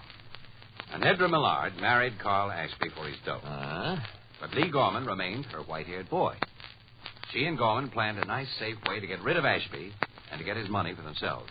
You know, their old perfect crime. I've heard of the perfect crime. Yeah, well, you almost swallowed this one. Tell me more. Well, Ashby, like millions of other people, wanted to write a play. Have you ever thought of writing a play, pal? Well, I've never had the time. Well, Ashby had the time. Never had the time. Well, Ashby had the time, so he wrote his play, guided by his wife and Gorman. Guided? Sure, they knew the theater. He'd naturally take their professional advice because he was an amateur. Now, this play dealt with a suicide. That suicide note you found after he dropped 20 stories was written for his play. What psychic power tells you that? The torn off top of the note tells me that. Have you ever read a play in manuscript form? No. Well, the name of the character who is to speak is written either above the speech he's to make or at the upper left-hand side of the speech. Now, in this case, I'm sure it was written above. That's why the top of the page was torn off, to get rid of the play character's name. You think? Yes. Now, what's more, the whole text of that note was in keeping with a corny dialogue Ashby wrote for his play. It was stilted, unnatural. It wasn't real. You saw the play with the lines of that note in it? Of course not. Gorman and Nedra aren't dumb. Sometime before the play went into rehearsal, I think one of them got Ashby to write the page you found in his own handwriting as part of a suggested script change. Of course, naturally, the change was never made, but the page was carefully preserved. And whoever got the page from Ashby after he wrote what was wanted took care that only the writer's fingerprints appeared on it. Sure. And Gorman produced the play, knowing it would make a laughingstock of its author. The ridicule, certain to be heaped on poor Ashby, was to provide an apparent motive for his suicide. And how do you think was Ashby actually killed? Lee Gorman did the job. Gorman let himself into the apartment with a key given him by Nedra, pushed Ashby, who was a much smaller guy than himself, out the window, planted that suicide note for you to find, and took the freight elevator down the back while everyone was out front gawking at the body on the sidewalk.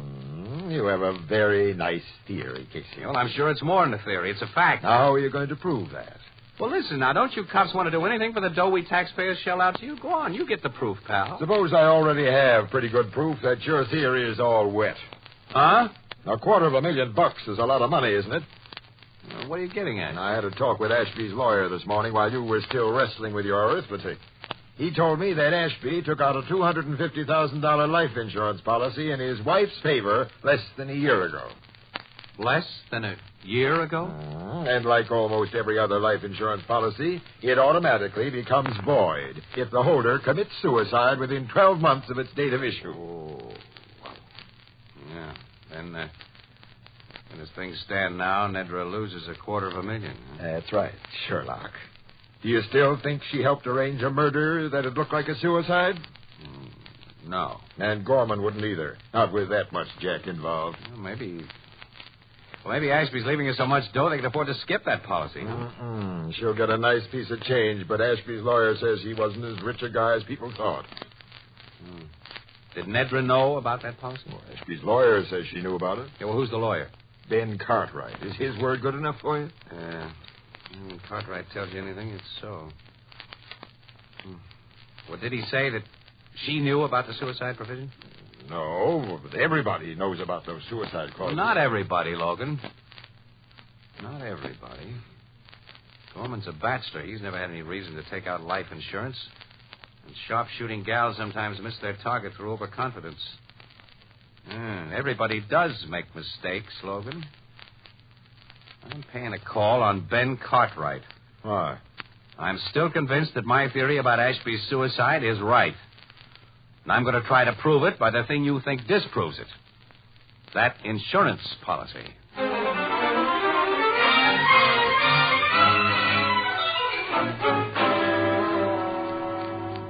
The theory you've just given me of the possible manner of my client's death is very disturbing, Mr. Casey. Mr. Cartwright, I'm laying all my cards on the table because I need your help. To your knowledge, did Mrs. Ashby know about the suicide clause in that $250,000 policy? To my knowledge, no. I never discussed it with her. Do you think her husband ever discussed it with her? I doubt it. When I took out life insurance, I didn't tell my wife. Healthy-minded men pay little attention to that suicide clause, and I always regarded Carl Ashby as a healthy-minded man. And so did I. I didn't know him as well as you did. Carl Ashby was my friend as well as my client, Mr. Casey. How can I help you? You handled all of his affairs? Yes. Mrs. Ashby knows that, of course. She must know it. Well, Captain Logan quoted you as saying that Ashby wasn't as rich as people thought, but his widow stands to collect a nice piece of change. A very nice piece of change. It would be unethical of me to tell you the extent of his estate, but it's large. Now, Mr. Cartwright, I'm not a lawyer, so I don't know how your legal ethics will tie up with what I'm going to ask you to do. But where murder is concerned, I think everybody's ethics can be stretched a little. And Carl Ashby was your friend. Go on. Well, I'd like you to call on Mrs. Ashby today and talk to her about that insurance policy and form your own idea as to whether she knew about the suicide clause. Now, if you decide she didn't know about it, give her to understand that her husband left her less than say, $10,000.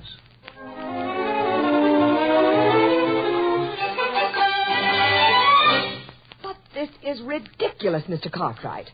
Carl was worth over $500,000. He told me so. Financial reverses can be more easily concealed from a man's wife than from his attorney, Mrs. Ashby. Only $10,000. Of course, had he died by any other means than suicide, you'd receive an additional $250,000. Yes, $250,000. Well, I must be leaving now, Mrs. Ashby. Goodbye. Goodbye. What? Oh, yes. Goodbye, Mr. Cartwright.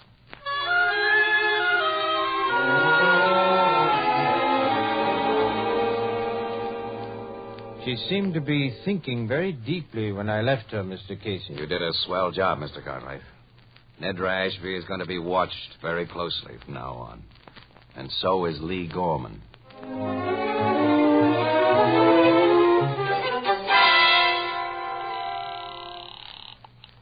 Hello? Lee, this is Nedra. Oh, how are you, darling? I've been trying to get you for the last hour. Well, I just came home.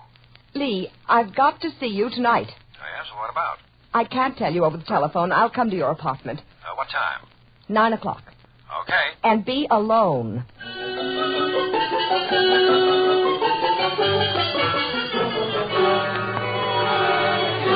Well, you're here right on the nose, Nedra, my sweet. Close that door, Lee. Oh, sure, darling. Now, let me take your wrap. No, I'll keep it on. Say, you're upset about something. Hey, the cops haven't... No, the police haven't bothered me. Your scheme has worked out swell, Lee. Carl is considered a suicide. Well, I told you he would be. But you didn't tell me that the $250,000 life insurance policy he took out for me is no good if he kills himself. Why, what do you mean? I won't get a dime of that $250,000 because Carl supposedly took his own life. Well, I don't get it. No, because you don't know anything about insurance policies. And I didn't. But I've learned about them today from Carl's lawyer. And he told you... The main thing he told me was that I'll get only $10,000 from Carl's estate. Only? Yes. My rich husband was practically broke. That insurance policy was the biggest thing he had to leave me. And I'm going to get that $250,000. You can't get it if the company won't pay. They'll pay on every form of death but suicide. They'll pay on proof that Carl was murdered. And they're going to get that proof. Are you crazy? We killed Carl, you and I. No, Lee. You killed him. Just you alone. I don't think I heard you correctly, my dear. You planned and executed some of the principal details of the scheme. You even made it possible for me to get into the apartment that night. And while I made it possible for you to use the freight elevator without danger of detection, I was establishing a perfect alibi for myself. You mean that This gun will tell you what I mean. Oh. Well, what do you want me to do? Sit down at that desk. Oh. And then? Then you'll write a confession that you and you alone killed my husband. No. Sit down and write. No, you can't get away with this. If I wrote such a confession, do you think I'd stick to it after it was written? If you're fool enough to try and pin this murder on me, I'll tell everything that happened, and you'll go to the chair with me. I'm not a fool, Lee. Write that note. I get your plan now. After I wrote what you want, you'd put that gun to my head and press the trigger. Then you'd stick the gun in my hand, and I'd be thought of suicide. Yes, that's your plan. Take your pen and write. No. Since you mean to kill me, If you take another step, I'll shoot you now. Sorry, Mrs. Ashby. I don't like to shoot guns from ladies' hands. Captain Logan. Cops, you've been listening. Yes, we had a front row seat for your little performance on that fire escape with a dictaphone rigged, so we heard everything you said. And some very interesting things you and Lee said, Nedra. Weren't they interesting, Casey? He did it all, no matter what you heard. Lee Gorman did it all, not I. Little liar, you planned the whole thing. It was your scheme. It was all you. No, it was That's you. enough. Take these ex-lovebirds away, boys. Just a minute, Logan. I want Lee and Nedra to pose for a couple of pictures. Oh, yes, and from you, I'd like $5.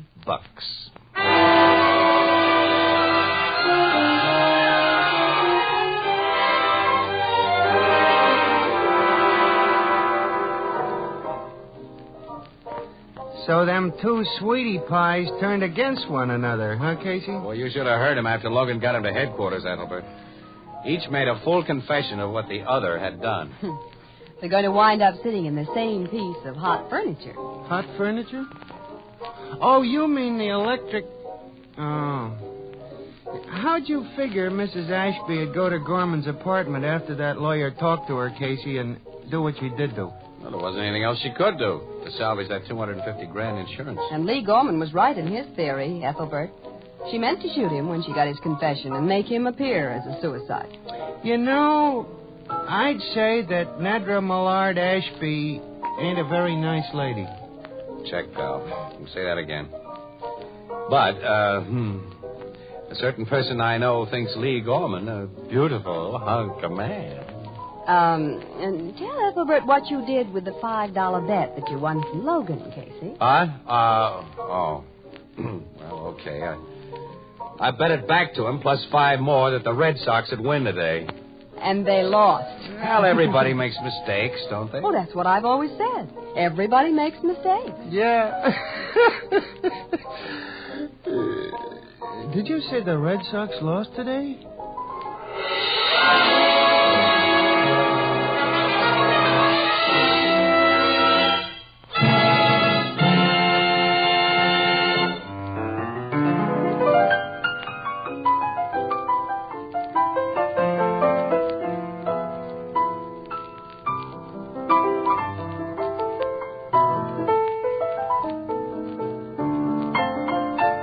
This adventure of crime photographer starring Stott Cotsworth as Casey came to you through the worldwide facilities of the United States Armed Forces Radio Service, the voice of information and education.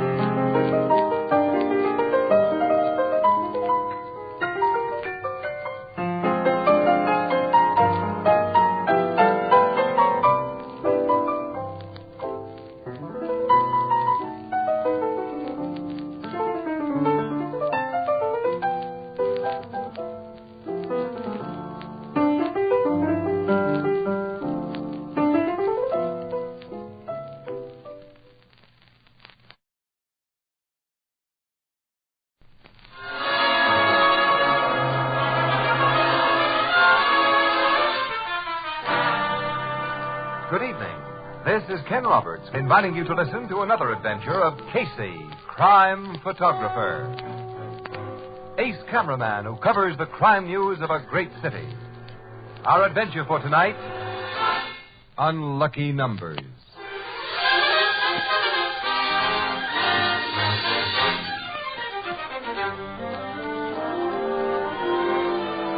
Afternoon at the Blue Note Cafe.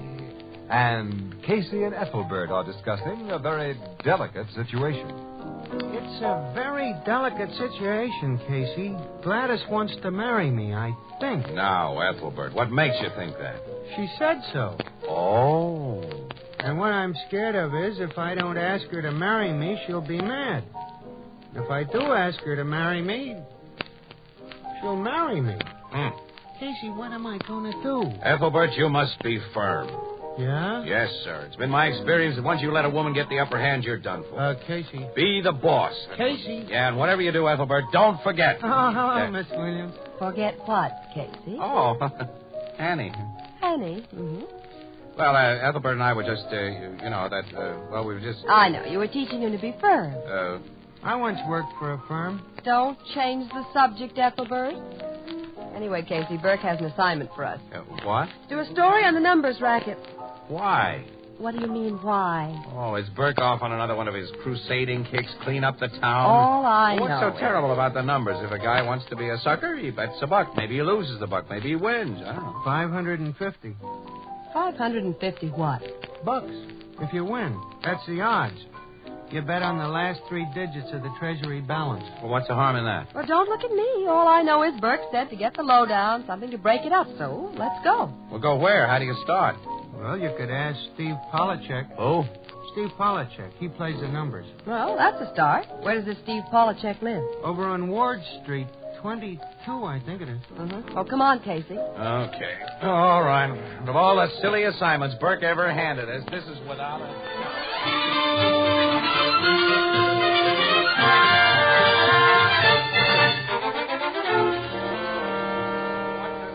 fertile brain decide to get a story that'll break up the numbers racket. Of all the silly assignments to send us on, this is without a doubt. Well, this is where I came in. What? Ring the bell again. Oh, well, I did. It looks like Polachek's not home. Yes? Oh, hello. We're looking for Mr. Steve Polachek. Does he live here? It's no home yet. Soon, maybe. You'd like come in and wait? Well, thank you. Thanks very much. Steve's mother. You are friends with him? No, we're just here about the numbers game. Numbers? Go away. What? Go away. Go fast. Now, before he comes. Go away. Go away. Go away.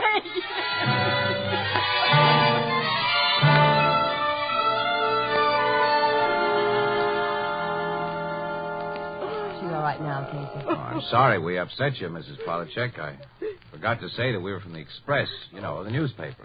It's all right. Excuse, please, Mr. Casey, Miss Williams. I think when you say numbers, I think you come sell Steve numbers. Well, we haven't. But even if we had, Mrs. Polachek, why should you be so upset? Oh, it's bad. It's bad. But why? Well, it's like sick with my Steve. It's like sick. Sick? From betting? Mr. Casey, now you listen. You know, man, that drink maybe. No can stop. Well, sure, but... Well, numbers like that with my Steve. He no can stop. No can stop. You want story for newspaper? All right. I tell you story. Now, Steve and me, we want farm and country. Little farm. Chickens, maybe cow, you know. I know. So we save money. Steve is good boy, works on shop. Every week bring home money for save. $3, sometimes maybe $5. I put money in sugar bowl. It's good. I save. Go on, Mrs. Polachek. I save. I wait. There's no hurry. Good things you got to wait for. But Steve, all the time he hurry. No can wait. Young, you know, lots of time he has, but no can wait. Yeah, I see. Then, one time Steve no bring money for safe. He spend $3 for bet, for numbers. He say if he win, he have money for payment on farm. So he bet. Well, did he win? No. He no win that week, so he bet money next week. He no win, and next week, and next, and next, and next, and he no win, never. Oh, that's bad. Every week he spend money for bet, more and more. And then he take money from Sugar Bowl. Well, pretty soon Sugar Bowl is empty. Then he take money from me, more and more and more. Now I no can pay bills. Me, Clara Polachek, and no can pay bills. And he no can stop. Oh, in parlor, Steve. Well, what are you doing in there? I was... Oh. Steve, this Mr. Casey, Miss Williams, my friend. Glad to meet you. Hello, Steve. Hello, Steve. Ma, can I talk to you for a minute? Well, I'm here. Talk. Yeah, well, I mean in private. Well, we'll wait outside. No, stay, listen. What do you want, Steve? But, Ma... Well, what do you want, Steve? $2, Ma. Just $2. Sugar Bowl is empty, Steve. For my housekeeping money, I mean. It's gone too, Steve. But I need the dough. What'll I do, Ma? Stop gambling. Ma, please don't pick on me. Mrs. Polachek, we'll leave you alone. No, stay, listen. Steve, I no pick on you. Yes, you do. Don't you see, Ma? I don't want to gamble. I gotta. I lost too much to quit now when my number's bound to come up. And when it does come up, Ma, we'll be rich. What for we want to be rich? It's enough to save, pay bills, put money in Sugar Bowl. Yeah, sure. Lousy nickels and dimes so we can buy a farm in 100 years. Oh, it's not true. There's lots of money in Sugar Bowl before... Before what? Well, go ahead and say it. Before I swipe the money to gamble. That's what you was going to say, huh? Stevie, please. Before I rob the Sugar Bowl, before I swipe the money. Stevie, I no blame you. You can't talk about nothing else but your lousy Sugar Bowl. Stevie. Lousy old Sugar Bowl with a lousy old crack in it. All empty. Look at it, all empty. And I don't care, you hear me, Ma? I don't care. I don't care about your lousy old Sugar Bowl. Oh, Ma, help me. Somebody help me. Steve. Oh, Ma, I can't stop. It's like being drunk or crazy. Every week I get my dough and I say, This time I'll bring it home to Ma, all of it. Then that guy comes along with his lousy numbers, and I can't stop. Those numbers guys, Ma. I wish they was all dead. So do I, Steve. So do I.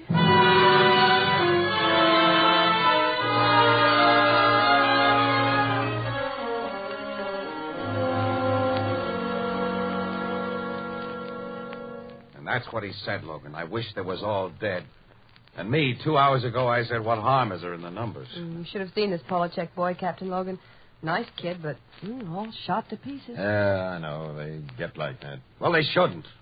The odds against him, the guy who bets doesn't have a prayer. Why can't you cops do something about it? That's not my department, Casey. Talk to the vice boys. They pick up the guys who sell tickets, but 2 more always sprout from the same spot. Trouble is, nobody knows who operates this thing. Well, I'm going to find out.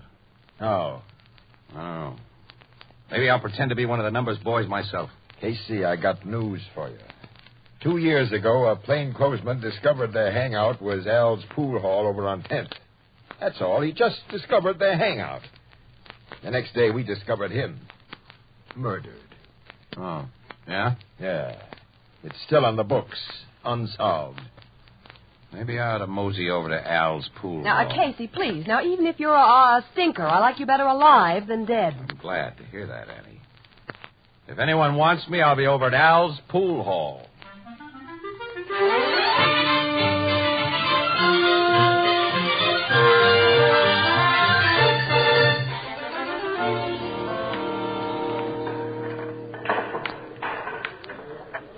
That's a nice pool hall Al's got here, huh? Yeah. Nice tables. Yeah. You're new. I ain't seen you before. I'm new. None of the boys, they ain't seen you before. Well, I'm new. Numbers? Huh? Work for Andy? Uh-huh. South Side? That's right. Andy don't operate on the South Side. He does now. What do you mean? He started this morning. You mean he's taken over the Reed territory? Figure it out yourself. Well, that's good news. I'm glad to hear it.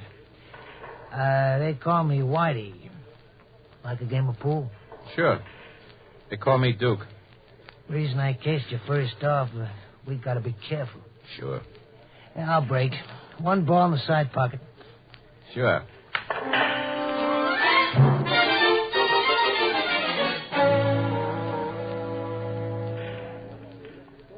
You're getting hot today, Whitey. 7 in a corner. How's the numbers going, Whitey? Fair. Collected nearly 3 G's this week with no hits. Didn't have to pay out a cent, huh? Not one. 8 ball on the side. But we gotta operate careful. Sure. The newspapers are getting after us. Sure. Yeah. This guy Casey over at the Express, him and a reporter named Williams. See the stories they're writing up? Sure.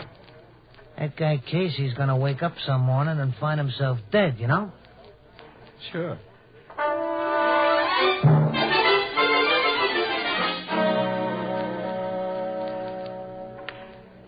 Glad you dropped in today, pal. What's up? This Casey's getting on our necks. Well, at least we haven't let him know who our boss is yet. No, we gotta keep our mouths shut. He's a great guy, the boss. Sure. I never met him. Great guy. Sure, I guess so. Bank shot on the 3, huh? Yeah. He never comes around here, does he? The boss in a crumb bum joint like this? Don't be funny. Arthur Matheson is a gentleman.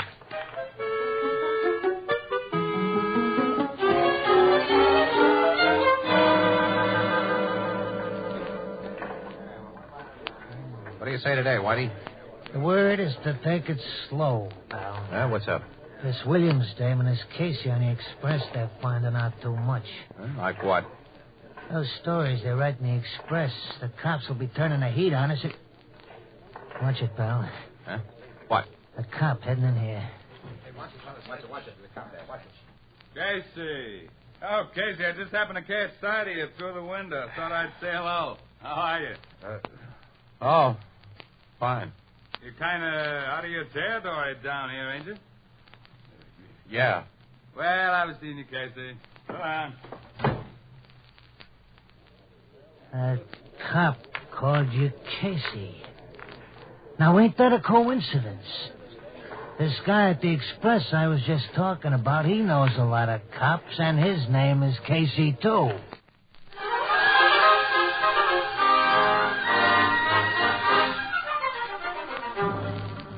Casey, huh?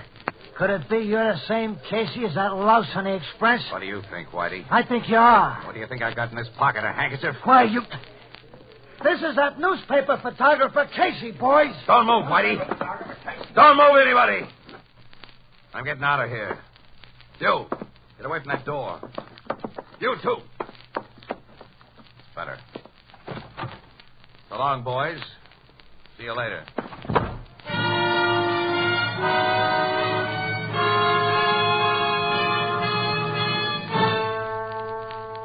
So this Casey just backs out of the place and beats it, boss. Mr. Matheson, we couldn't do nothing. He was packing a rod. He was packing a handkerchief, Whitey. Huh? Yeah, the whole story is right here in the Express, see? They call it a clever ruse. Well, what do you know? My name is in that story, Whitey. Yeah, I see. I'm displeased, Whitey.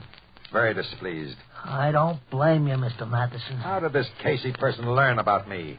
Well, he's been hanging around Al's pool hall for a long time, and you know how it is, boss. Some of the boys ain't careful, like me. Some of the boys get a little liquored up and they talk too much. Yeah. Whitey, remember what happened to that cop that nosed around Al's pool hall 2 years ago? Oh, yeah. Now, if we could lure Casey over to the house with the silver door... Yeah, the silver door. I could call him up with a phony newspaper story. No, better have Gloria do it. Yeah, that's better, Gloria. Have her give him some human interest story about something about, let's see, a kitten that joined a litter of puppies. Yeah, that's good. And Whitey... Yeah, Mr. Matheson. I note that your receipts have been extraordinarily low for the last few days. You haven't collected much money.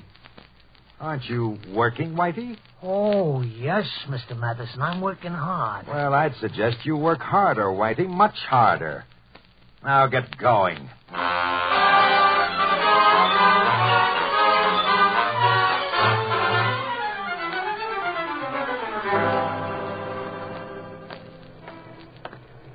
Hello, Steve. What? You? Leave me alone, will you, Whitey? How much you want to bet tonight, Steve? I tell you, leave me alone. Just leave me alone. How about that little farm your mother was planning on, Steve? All you got to do is call the numbers right just once, and it's yours. Cut it out, Whitey. Please cut it out. I'm taking my pay envelope home tonight, you understand? Sure, but you're due for a break, Steve. And $20 will pay you $9,000 if you hit it. I thought you guys was going to be stopped. $9,000, Steve. There's your farm. What do you say, bet 20? Okay, $20 on the same number. But this is the last time you're going to make me open my pay envelope. That guy in the paper, that Casey, he'll get you guys, the whole pack of you. I'll tell you a secret, Steve. Casey's through. The boys at the Silver Door are going to take care of him. Permanent.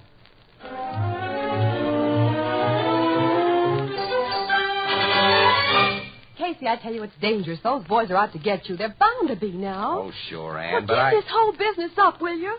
Drop it. I can't. Why not? Well... Matheson's the head man, and you found that out. Now let the police handle it from now on. I've just been talking to Logan. The cops haven't got a thing on Matheson. They can't touch him. That's a very sharp guy, that Matheson. He hasn't made any mistakes. Well, don't you make any. Drop the whole thing while you still can, please. Oh, excuse me, anyway. Photography, Casey talking. Yeah? Oh, where? Wait a minute. 926. Okay. Well, thank you very much. What was that? Gee. Some dame over at 926 Bain Street. She calls me. She's got a great human interest story. A kitten got in with a litter of puppies. How cute. That's all I got to worry about. Now, listen, Annie, about Matheson. Now, Casey, please, forget Matheson. Forget the numbers and keep out of danger. Let's cover that puppy story, Casey. Oh, but Annie... Please, I'm scared. I'm scared for you. Please. Okay, Annie, okay. All right, I'll go with you just for a change. I'll take time off to clear my brain. Tell the desk where we're going. I'll get some film for my camera.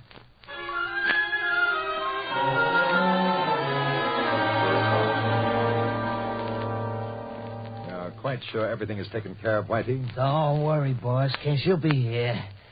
Gloria phoned him with that puppy story like you suggested.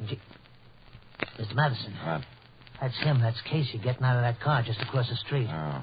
Hey, he's got some dame with him. Now, don't get excited, Whitey. Remember what we planned. Let them come up the walk and ring the doorbell. What about the dame? Well, the lady must suffer sometimes for the company she keeps. Okay. Now, remember, Whitey. Let him climb the porch step. Let him ring the doorbell. And then we'll deal with Mr. Casey.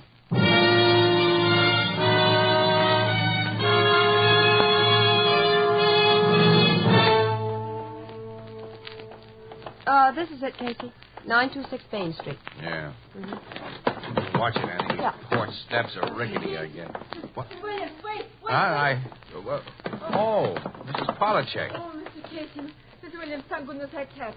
What's the matter, Mrs. Polachek? I telephone you paper. They say you come here, so I come. What for? To warn. Warn? What about? It's danger. Mr. Casey, man on numbers, he mad at you. Oh, well, that's old news, Mrs. Polachek, but thank you. Oh, no, wait, listen. My Stevie tell me what man say. What man? Name is Whitey, no? Yeah, Whitey, what'd he say? Oh, something about Silver Door. Somebody by Silver Door gonna hurt you. How you say, gonna get you. Casey. Easy, Annie. Silver Door. Do you know what that is? No. Well, you'll stay away from it, whatever it is, and I'll see to that. Oh, thanks, Mrs. Polachek. Oh. Yes, thanks for the tip, Mrs. No, Polachek. no, thank me. You just be careful about Silver Door. Yeah, Silver Door. Sounds like a nightclub. Well, keep away from nightclubs. Gee. Casey, ring the bell. Yeah, okay, I was just thinking about it. Ann. What? The door. What door? This one, right here. Casey. The house with a silver door. Come on, Ann, we're getting out of here fast. Okay. Think they saw us? I don't know. Quick, get in the car. Yeah.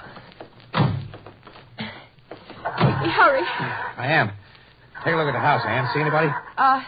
What's the matter with the starter? Casey, the house. Two men are coming out of the house. Whitey and Matheson. Get this car going. Can't. The motor won't start. What's the matter, Casey? Motor trouble. Whitey. That's right. And this here's Mr. Matheson. Oh, hello, Mr. Casey. I must apologize about your car. An associate of mine, quite mechanically inclined, disconnected a wire or something. Fix it, Whitey, and then we'll get going. Now, just a minute. You may drive, Mr. Casey, but you'd better follow instructions. Whitey and I carry more than handkerchiefs in our pockets. Don't we, Whitey, eh?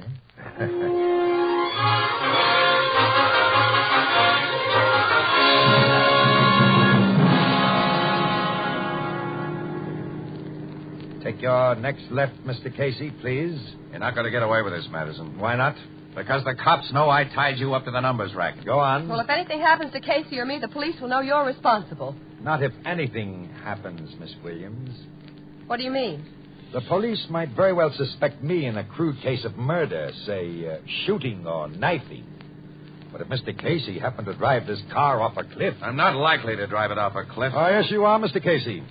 Very likely. In fact, you're going to. No one will ever prove you were knocked out ahead of time, and there will be a smell of liquor about you and Miss Williams. Just an unfortunate case of drunken driving. Accidental death. Gee, boss, you think of everything. Well, I try to, Whitey, I try. Keep straight ahead, please, Mr. Casey. Never make a mistake, do you, Max? That's what they say. But you just made one now. No, you just did. I said keep straight ahead. Decided not to. Hey, boss, he's going kind of fast. I'm going to go a good deal faster. Casey, look out. There's a red light. There was a red light. Casey, you seem to forget I have a gun and I'll use it if I have to. I'm driving, Matheson. We're doing 70 right now. Shoot me and we'll all wind up dead. Hey, boss, it's the cops. What do we do? Casey, look out! Boss, I'll grab the wheel. You keep cover. Get away, you fool. Give me that wheel. Whitey, cut it. Casey!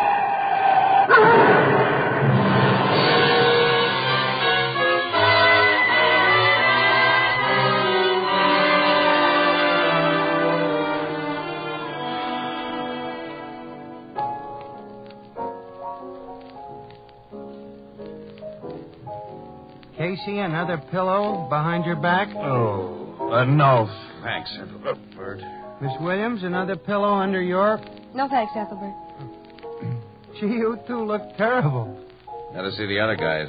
Whitey and Matheson? Yeah. That wise cookie Matheson finally made a mistake. You mean going driving with you? I mean, the police finally got a nice long list against him, from violation of the Sullivan Act to attempted murder, plus a confession that he was running the numbers racket. Oh, speaking of violations, how many red lights did you go through, Casey? Only about 8. Oh, which reminds me, Annie, do you think Logan can fix a ticket for reckless driving? I hope not. That'll teach you to slam me into lampposts at 40 miles an hour, I feel like. Well, look who just came in. Hello, Mrs. Polachek. And Steve. Hello there. Hello, Stevie. You feel bad, no? We feel bad, yes. Oh. Oh, not really, no. Just a few bruises. Good. I come with Steve to thank. Yeah, that's right. You don't have to thank us. Oh, yes, there's much to thank. Now, no more numbers. Steve gamble no more. We put money away for farm. And, Steve. Yeah, Ma? Money, I forget. Give me $3 now for save. So Miss Williams, Mr. Casey can see. Oh, okay, Ma.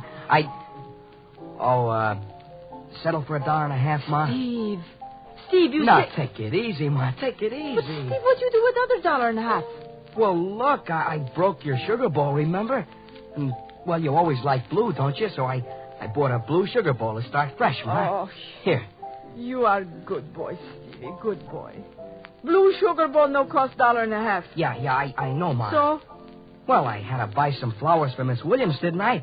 And a tie for Mr. Casey, didn't I? Just to say thanks, didn't I?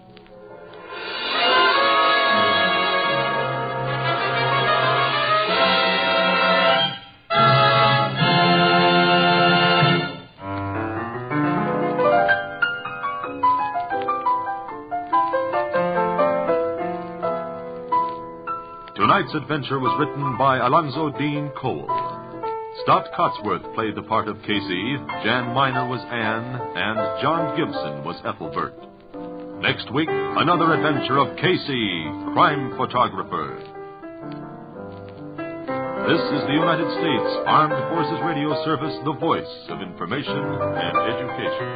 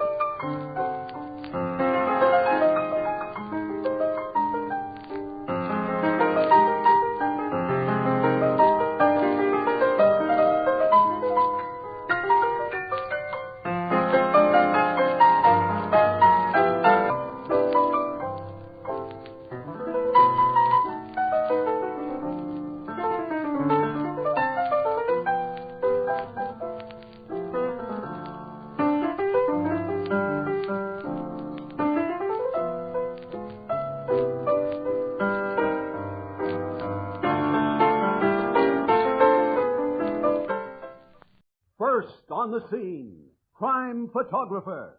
Got it. Look for it in the Morning Express.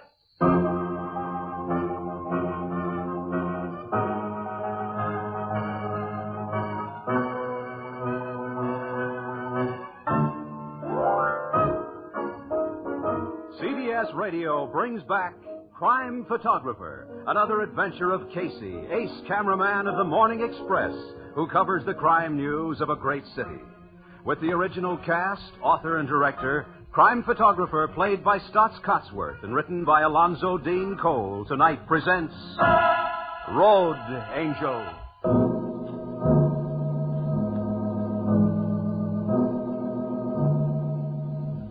Morning, an infrequently traveled side road at the far northern limits of our wide, sprawling city.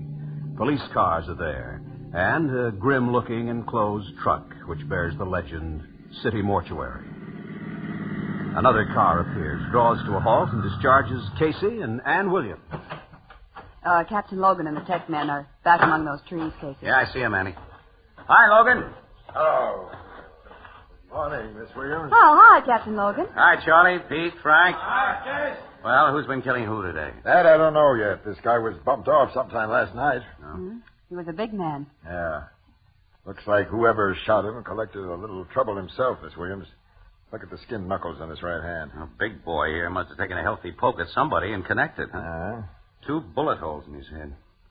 Size 38 caliber, I'd say. 38 is right, Casey. We've already found one of the slugs. The other's still inside his skull. Okay for pictures, Logan? Yeah, go ahead. My tech guys have got their stuff. Thank you, pal. Any identification on the body, Captain? Plenty, Miss Williams. His name was Edward Pierce. He was a farm machinery salesman in Ardmore, about 200 miles upstate. The killer took all his dough in his car, but didn't bother with his jewelry or personal papers, including car registration and driver's license.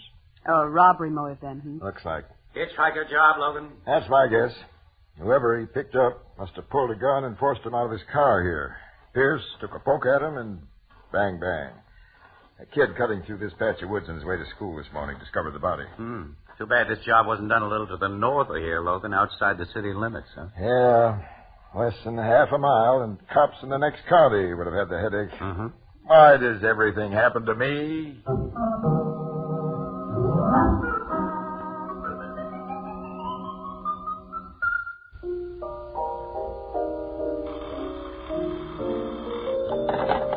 Blue Note Cafe, Ethelbert the bartender speaking. You want Doyle and Kirschbaum's dry goods store? I'm sorry, lady, but this is one of the wrongest numbers you could get. Dry goods store. Hi, Ethelbert. Oh. Oh, hello, Casey. Hi, Ethelbert. You got any coffee in the kitchen, huh? Sure, Casey. Walter, bring out a cup of coffee and bring out some more olives. You just coming to work, Casey? No, I've been out on assignment already this morning and way out, too. Anything interesting? Hitchhiker robbery and murder, apparently. Gee, where's Miss Williams? She's across the street in the city room banging out her story. Here you are, Casey. Thanks, Walter. Tell me about this hitchhiker murder. Was it very gory? No, pal. Just run of the mill. As it stands now, it'll rate no more than a few sticks on page 4 and maybe one of the pictures I shot in 2 columns square. Oh, that's too bad. Morning, Ethelbert. Here's Miss Williams. Hello, Annie. Didn't take you long to finish your job. Well, you know how little there was to write. But now we got to do some follow-up stuff. Burke wants us to stick around homicide and get any inside dope that comes in. Okay, Burke's the editor, so Burke's the boss. But you ought to know by this time that any on-the-record inside dope we get from Logan is also what every other paper gets. Well, Burke says to feed the captain truth serum. Well, let's go. Yeah, I'll see you later, Ethelbert. So long, pal. Goodbye. I've heard of truth serum. Now, I wonder...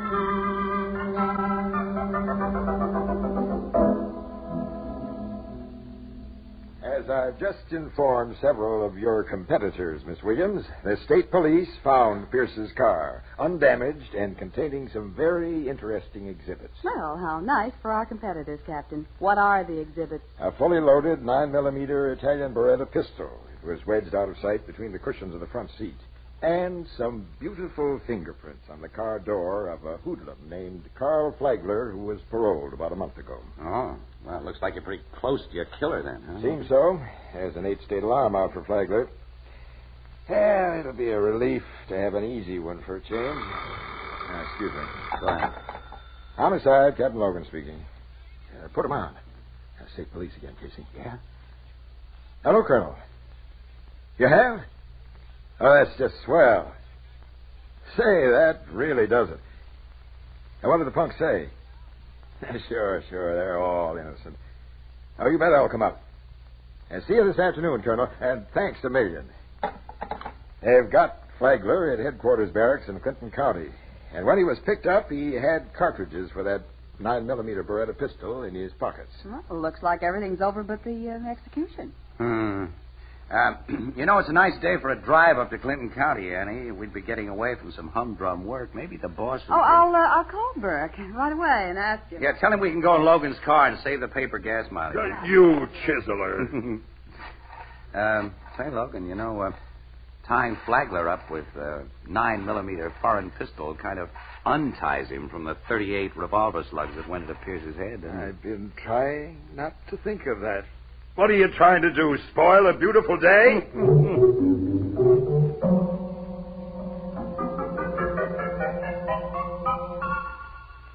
Listen, Flagler, be good to yourself and come clean. You finally admitted to the state police that Pierce gave you a lift in his car? Sure I did. What else could I do after they told me what they had on me? Now, look, Copper, I did thrum a ride from that big lug you called Pierce, and I did have that foreign gat in my pocket, and I did try to pull a stick up on Pierce with it. That's where the big difference comes in between what you think happened and what really happened. Let's hear the big difference, Flagler. Well, I've been trying to tell you. Look, I pulled my rod and told this guy to stop his car and get out. He did like I said, and I got out after him. Then I make a mistake and come too close to him. He grabs my gun and gives me a sock on the jaw that almost laid me out. Well, all I could do was run, and that's what I did. I didn't kill him. He nearly killed me. That bruise in your jaws from the sock he gave you? Yeah. And look at these loose teeth, huh?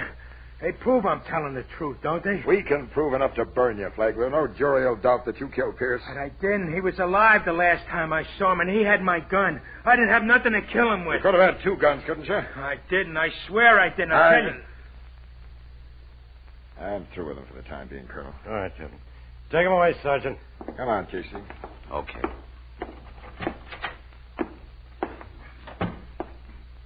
What do you think, Colonel? Well, about the same as you do, I imagine, Captain. Maybe yes, maybe no. Casey? Well, if he did shoot him, why didn't he wipe his fingerprints off the car? The dumbest crook knows enough to do that. Who can tell, Casey? Who can tell? Colonel, you sure your tech man didn't find even a trace of any prints on that car excepting those of Flagler and Pierce himself? Only a few smudges that couldn't be developed. Pierce had washed and polished the car himself just before he left his home. Only a few hours ago, Casey, this looked like a beautiful day.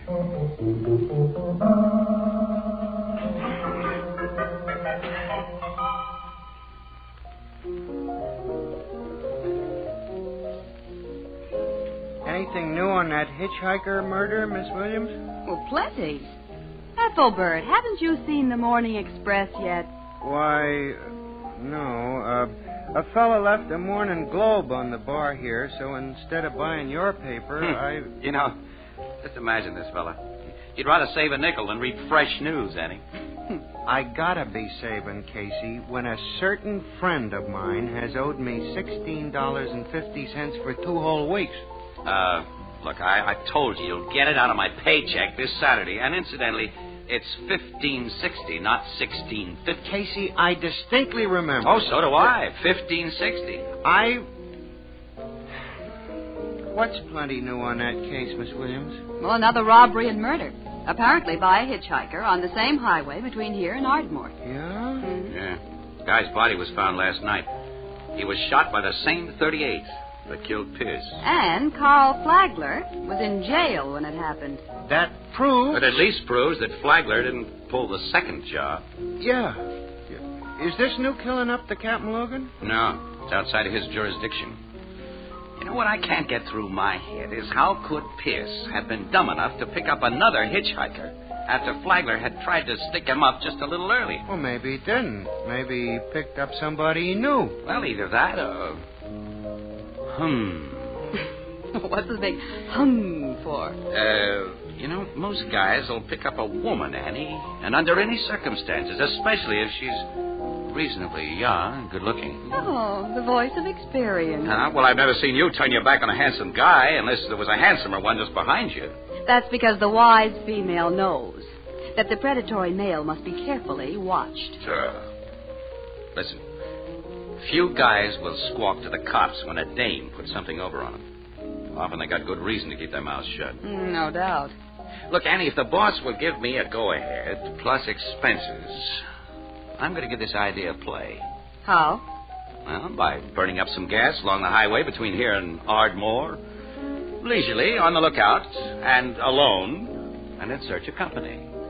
I don't think I like your idea. Neither do I. Supposing you get bumped off like them other fellas before Saturday when your paycheck is due. Huh. Well, you can omit the flowers, pal. You know, ordinarily you'd spend at least $15.60 on my funeral. $16.50. $15.60.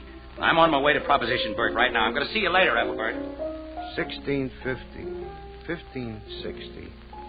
But if he gets... Say, he can't do that to me.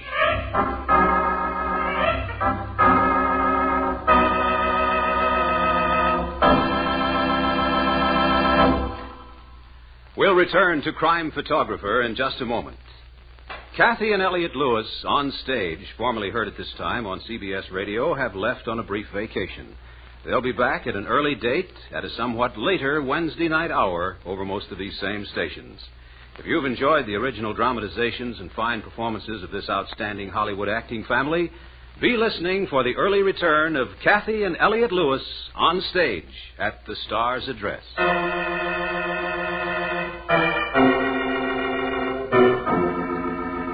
And now, back to Casey, Crime Photographer. Have any news from Sherlock Casey yet, Miss Williams?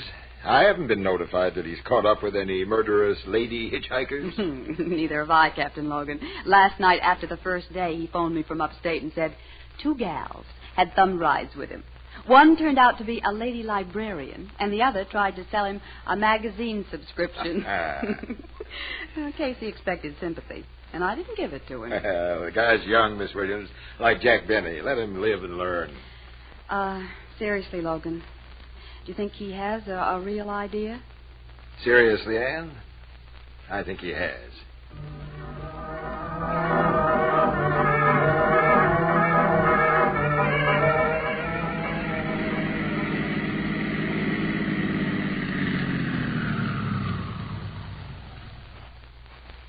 Fill her up, sir.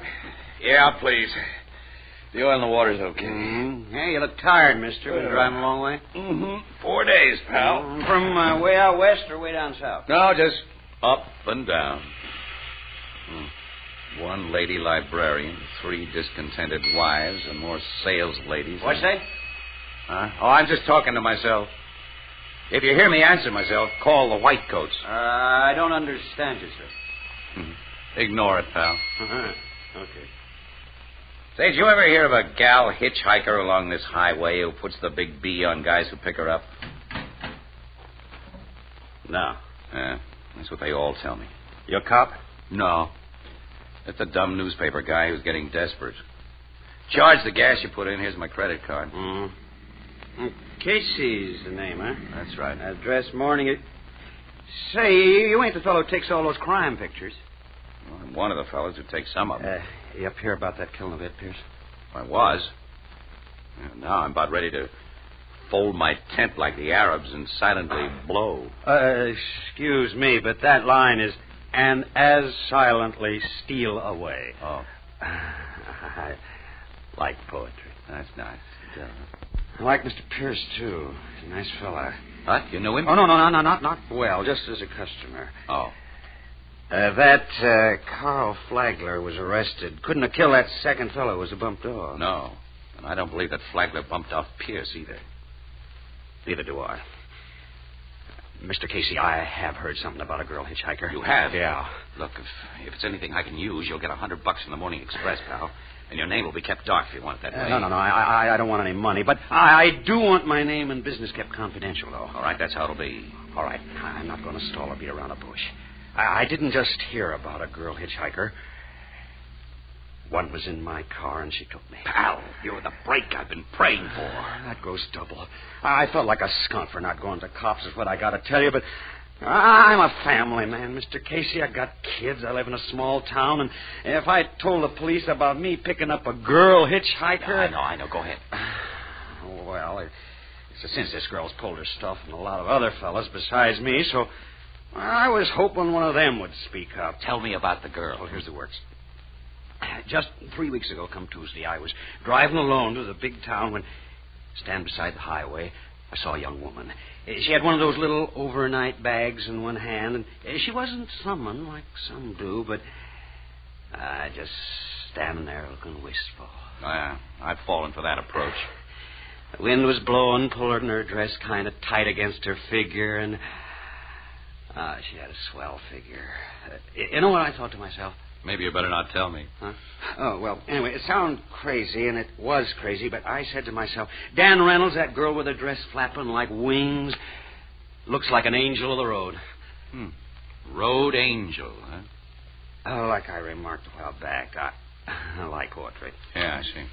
Well, I stopped, and the girl got in, and before we'd driven together a dozen miles, she'd given me reason to believe she wasn't any angel. She suggested I turn off into a side road and park. Oh? She made the suggestion with a gun poked against my ribs. Ah, see. It was one of those snub-nosed revolvers. A 38, I think. A 38 killed Pierce. Yeah, so I read in the papers. If this girl had been a man, I might have tried to take it away from him. As it was, I just let her take my money. Pierce and that other fellow she killed must have acted different. The cops found my car the next day. I simply reported stolen while parked. Look, tell me everything you can remember about this gal, Mr. Reynolds. Well, I'm not too good at remembering faces, the details, that is. Let's see. She had sort of medium-colored hair, I think, blue eyes, or maybe brown. She wasn't exactly tall or short neither.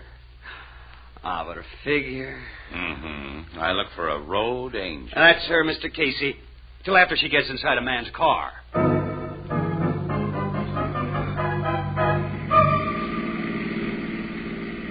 Oh, 300 more miles up and down. And no road angel. Bah. This job is driving me nuts.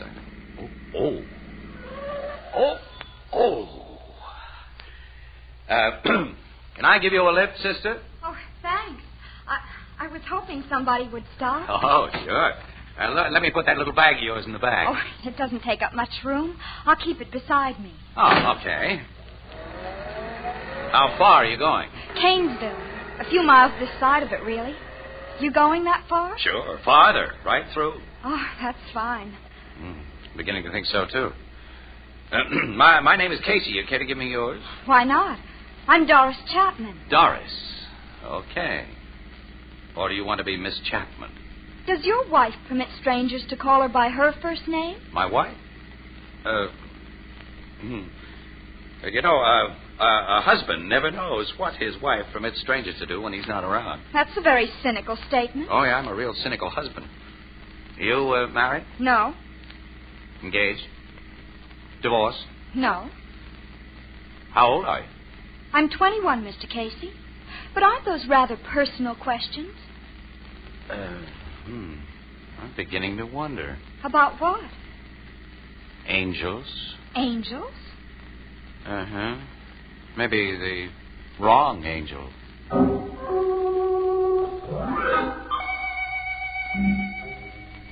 Well, Mr. Casey, I had to leave college several months ago and take a full-time job. Uh-huh. Luckily, I found a nice one with a lovely family.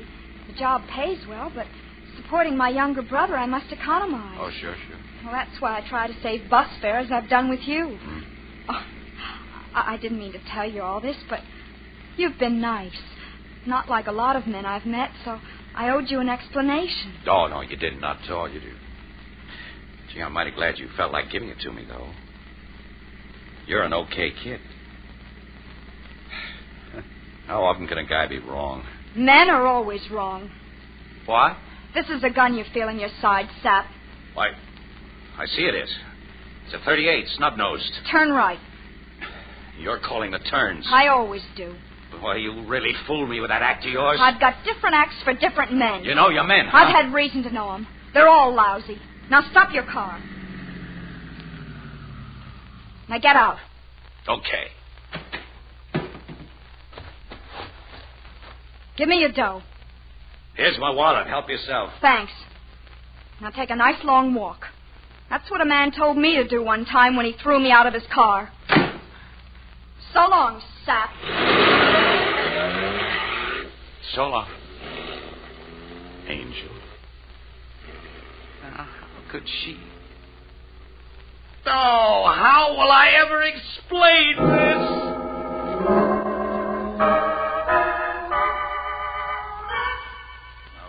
All right, razz me. Go ahead, needle me, Annie. Give me the complete works. I had the girl right there in my car, and then she took me like, oh, nuts. I'm not even going to ask you how it felt to get out and walk, Casey. Oh, why not? Go right ahead. Only had to walk about 5 miles before I was able to thumb ride. Yeah, the bad publicity you newspaper people have given hitchhikers must make the racket pretty tough. Oh, Logan. Now, calm down, Casey. I'm not going to rub it in. No, neither am I. Well, thanks. You know, I'd have taken a chance on getting that 38 away from her if I don't know, I just couldn't sock even her sort of a gal. Casey, you remember pretty exactly what she looks like. Oh, I haven't been photographing people all these years without looking at them. I can even tell you the shade of lipstick and nail polish she uses.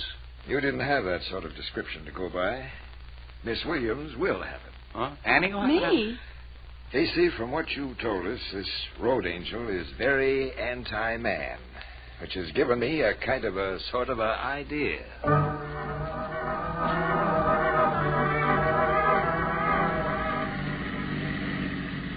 On and on, up and down. No road angel here, no road angel there. Only road. And, well, Casey said he began talking to himself after a few days of this. And I gave him the raspberry. Uh-oh. It's her. It couldn't be anybody else. You looking for a ride, sister? No, thanks. I'm waiting for somebody. A driver wearing pants and a wolfish grin? Not necessarily. Oh, sure you are. I know you. You know me? Same as one soldier knows another, by the uniform. I used to play the road myself in a tight-fitting dress and clutching a little overnight bag. Yeah? Mm-hmm. I gave it up a couple years ago for a better racket. The road's small time, kid. There's too much risk for too little income. Come on, hop in. Let's get acquainted. Okay. Toss your bag in the back on top of my luggage. Swell-looking suitcases you've got back there. Yeah, a lot of them. Filled with swell clothes. I do all right. Close the door. Let's get rolling. My name's Annie Johnson. Present, that is. What'll I call you? Doris will do. Doris Larkin. What college you out of? College? Yeah. I got graduation papers from Tehachapo myself. Oh, that's the woman's prison in California. Mm-hmm. You a reformatory gal? I was in Elmira for a while. You're a liar. They don't put kids in there. I'm over 21. Save that for guys who are afraid of minor trouble. You're San Quentin Quail, under 18. You're really pretty smart. Yeah, with my background, I ought to be. What's your racket now? Oh, same as yours, men. But I make 'em pay thousands while you collect dimes. I collect more than dimes. Oh, sure, yeah. You rope a sap for as much as a century now and then. But your average is small. And sometimes you hit a guy who hits back. No guy hits back at me and gets away with it. Yeah, I've heard you punks talk big before. I used to do a little bragging myself, as I remember. Does this look like I'm bragging? Oh, you lug around that 38? And I've used it. Say, I read about you in the papers. A guy named Pierce, maybe, and another named Hotchkiss. Yeah, I killed him. Yeah, and the cops are looking for a male hitchhiker to pin those jobs on. Cops are men, which means they're dumb. I hope they burn some man for those 2 jobs I did. You never admit things like that, do you, Doris, except when you're alone with a friend like me? Oh, I don't figure you for a friend, Annie. No? I never had a friend and never expect to have one. My father used to slug me, and even my mother beat me up until I ran away from home. I don't trust anybody. I hate everybody. Now turn into the next side road we come to.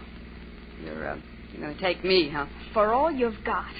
With a prison record like you've got, you're not going to call copper any more than a married man would. Well, I won't make any squawk, Doris. Because I'm not going to be taken. Oh, let go of my You hair. give me that gun and I'll pull your hair out. I will. I'm not a man, and I don't mind messing you up. Annie! Here's Angel's gun, Casey, and you can take the rest of her, Captain. Here. These guys. Surely you remember me, Miss Chapman. And you'll get to know Captain Logan here very well. He's boss of the homicide Yeah, bureau. and if you'd been as smart as you thought you were, Doris, you'd have noticed that a car was following us. It followed me for almost 4 days, just waiting for you to take a ride and talk. She said what you hoped you'd say, Casey. I didn't say anything. You can't prove I did. But I can, my pet. Under all those suitcases is a tape recorder that I started when you got into this car. It's taken down your every sweet word. And I'm pretty sure the bullets that killed Pierce and Hotchkiss will match the rifling of this .38 revolver. And if that isn't enough evidence, here's one guy you may get out and walk who'll talk loud and long in court. You dirty rats. You lousy skunks. You dirty rats. Angel.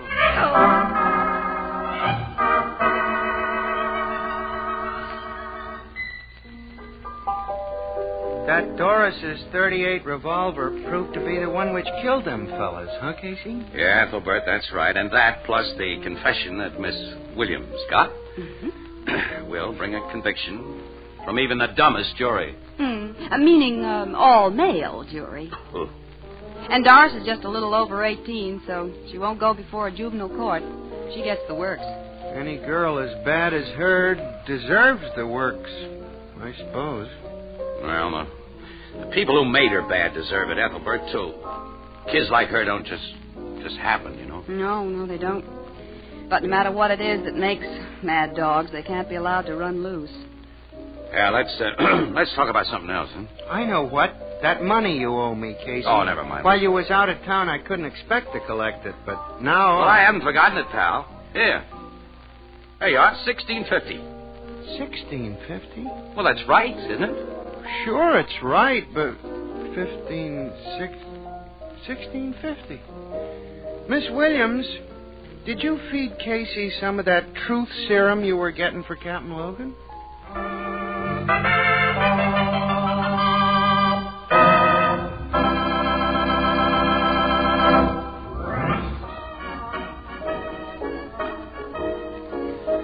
You have been listening to Crime Photographer, played by Stotts Cotsworth, and based on the original character created by George Harmon Cox, is written for radio by Alonzo Dean Cole, with Jan Miner as Anne, John Gibson as Ethelbert, Bernard Lenrow as Captain Logan, Lou White's original music, and Teddy Wilson as the Blue Note pianist. Crime Photographer is produced and directed by John Dietz.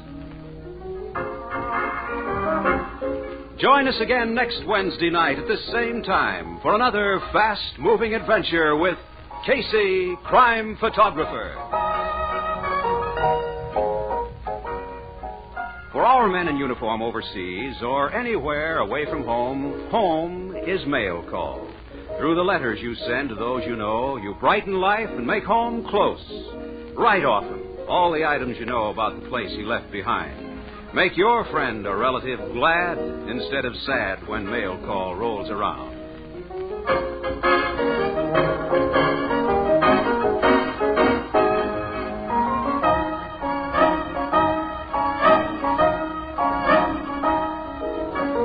Gangbusters go into action Saturday nights on the CBS Radio Network.